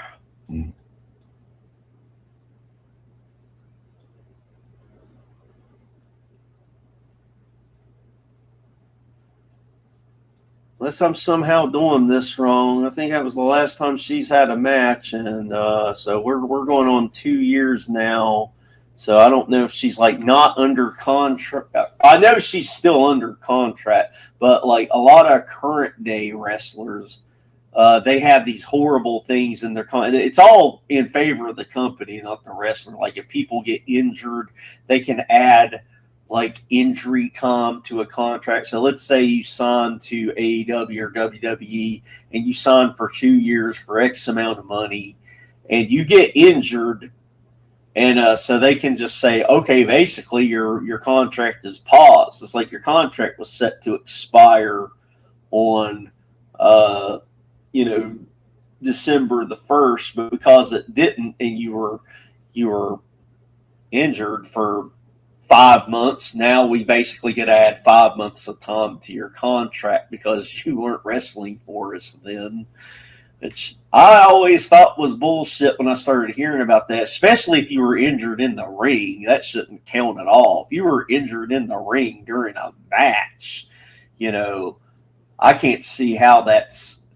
I mean, yeah, I know if you signed a contract, you're just legally binded to it. But I think morally that's wrong. It's fucked up. But I can see, like, all right, if you injured yourself because you were a dipshit and you were riding skateboards behind the house and broke your fucking leg, I 100% would agree. It's like, okay, you were out of work for 6 months because of something you clearly did to yourself, skateboarding behind the house. Yeah, you owe us 6 months.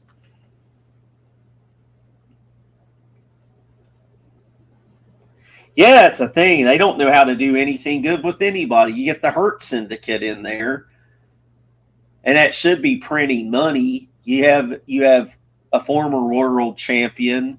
You have someone that should have been a world champion at some point, even if it was just SmackDown.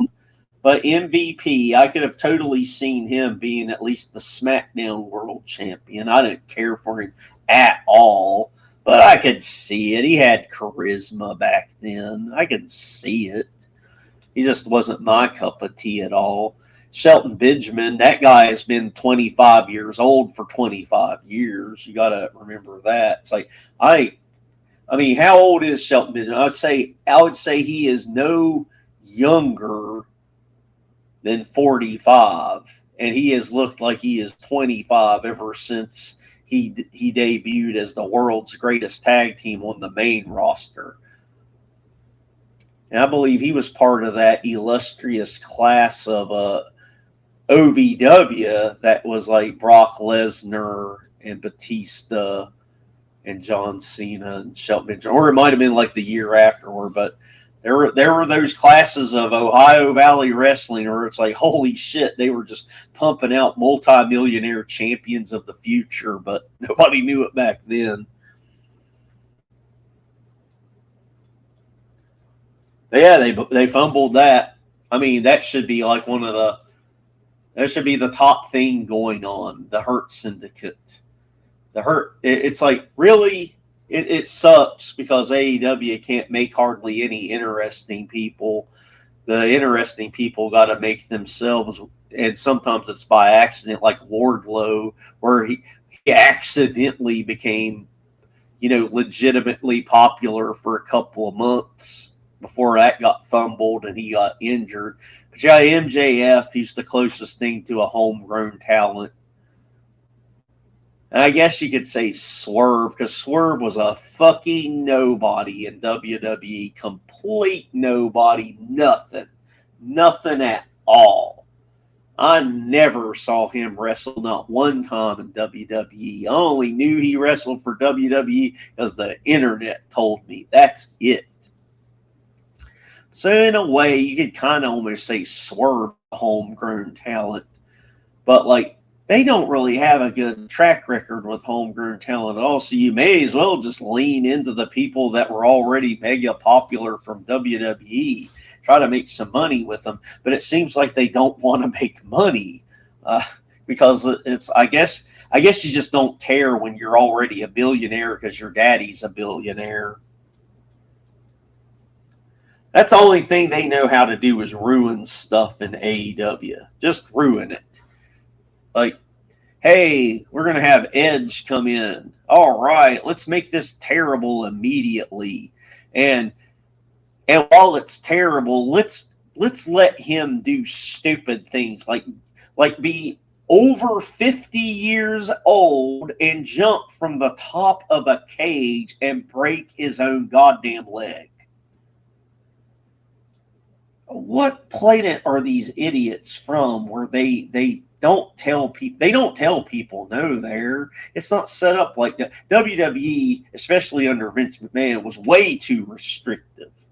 But AEW, they seem to have all the same jobs there that WWE has, but they don't let anyone enforce anything. They have people that are in enforcer positions like Billy Gunn, who's like a producer, a coach, or whatever.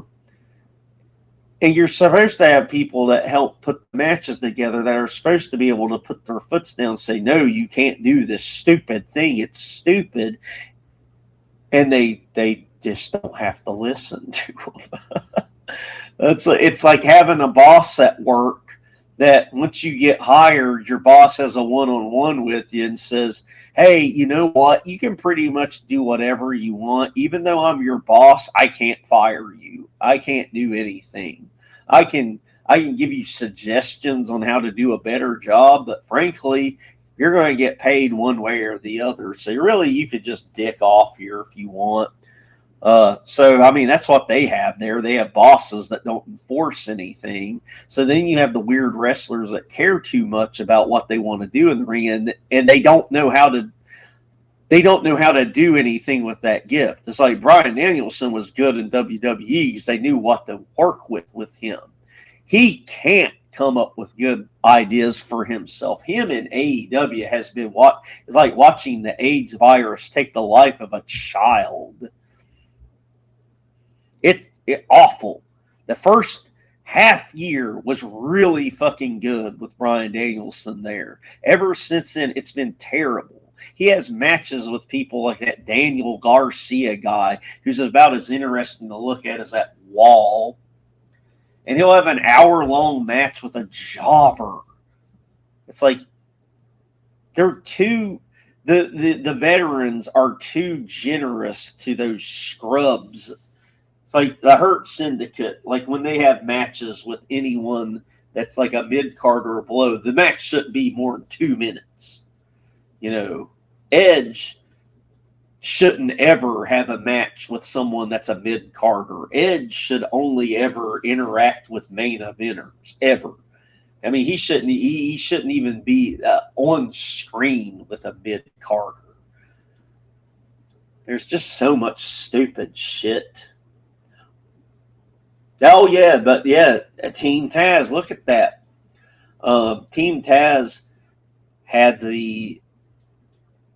how do you want to put this? When Team Taz was around, you could see like superstars of the future right in front of you. You had that fucking ugly-faced black man. He's called Royce Keys now. I forget what he was called there. He just had that ugly fucking face. He was called Willie Jones for a while. Just mean looking and gigantic. And you have, Taz's son, who for the first couple of matches, I was like, holy shit, this is kind of like having a young Taz. I still remember his debut match, and that debut match went perfect. I mean, whoever it was he was wrestling, he did that match. Him and that other guy did that match perfect. I don't know what they did to pull that off, but those first couple of matches, they really got over basically like, yeah, this is Taz's son, and he wrestles like Taz. He does a lot of the same suplexes. He did the cool, arm under chin, over the top, kind of like Taz throw suplex that look dangerous as fuck, but if the guys know how to tuck their chin, it's not really dangerous.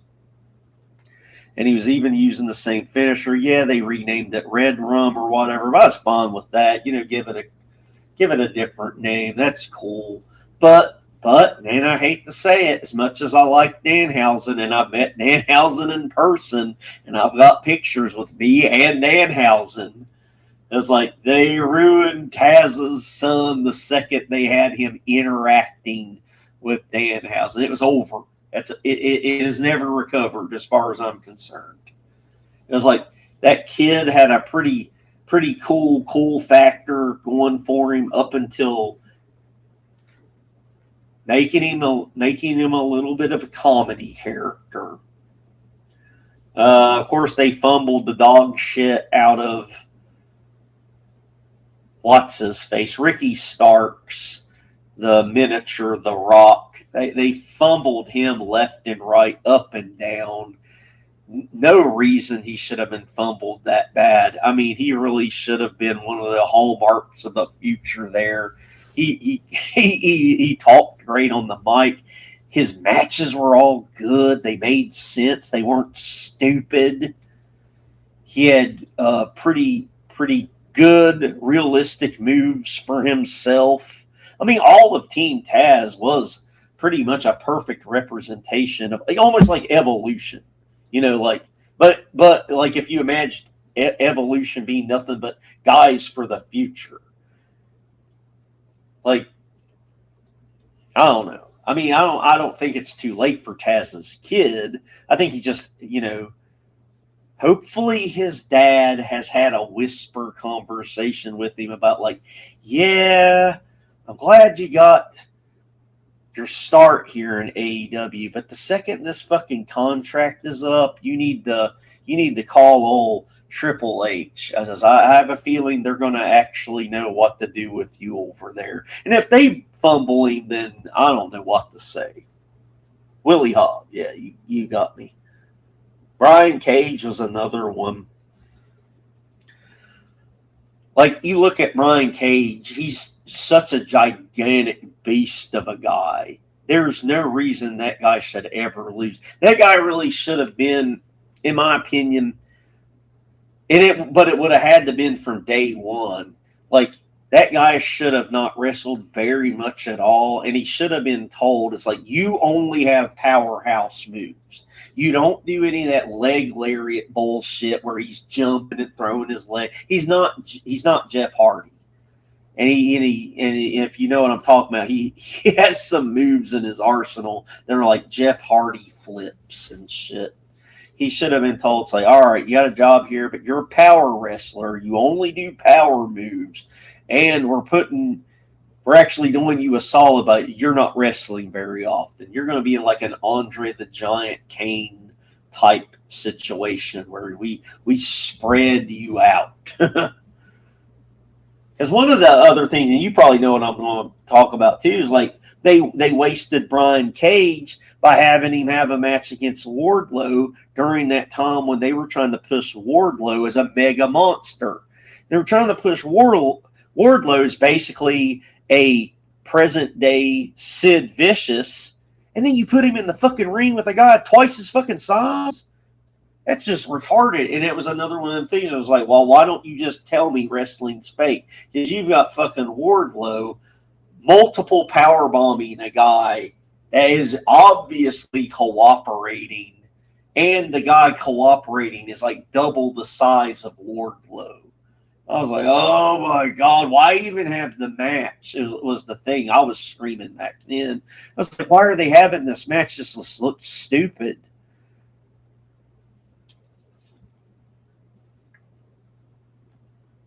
Oh, yeah, Lance Archer's another one. From the get-go, that guy should have been a monster. But they were like, basically they were like, nah, let's just make him like Test. You know how Test was a big guy, but he lost half the time. They were never going to do anything with Test. Test just came up at the wrong time. I don't think there would have been a right time for someone like Test, just like Lance Archer. He's just been snake bit his whole career. In fact, one thing that's just embarrassing, it's like if you go back and watch his early matches in like TNA, where he was part of something called like the Rock and Rave Connection. He had like Christy Hemme as his manager, right? It's like That was before he had a full back tattoo. If you find those early matches, yeah, Lance Archer had a full on just velvet sky tramp stamp. Although I'm sure nobody told him he had a tramp stamp, but he straight up had a cum catcher tramp stamp for a couple of years. Oh God. So, you know, he gets to AEW and he's like, okay, he looks like a fucking man. He looks like, you know, a bodybuilder giant version of Zakk Wylde. All right, you could say it's like that. He looked like a gigantic version of Zakk Wylde almost, except he had the braids or whatever. And they got a giant monster in him, and they just fumble him. He loses over half the time. I mean, I think if I look up his win-loss, I'm sure his losses in AEW are far more than his wins. They know how to flop them, I can tell you that much.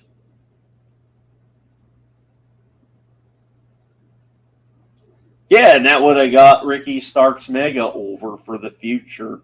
Mega over.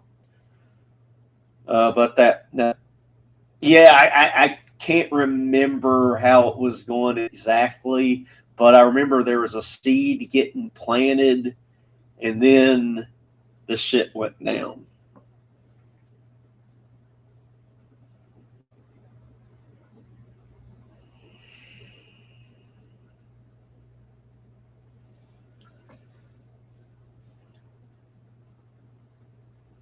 Well, it's getting to be that time. My name is Tina. I'm from China. I have a lot of engines here. Many engines in my factory. They are very complete. They are very novelty. If you need many engines, you can find me.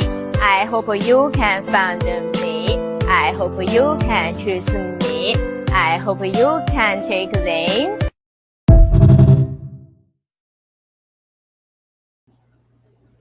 Yeah, it's Tina. And that's my way of kind of signaling it's wrapping up time here tonight. I can't go do 6 hours today. I got shit to do tomorrow. I need to get a decent. I'm not going to get a good, but I need to get a decent night's sleep. So I'm unfortunately going to have to call it. But I will, by all means, my plan is to be back on Sunday. So hopefully some of you come back then. At some point, I got to make that Discord. That way I can say shit that I can't really say out loud. In case I need to coordinate something with you guys that are still here.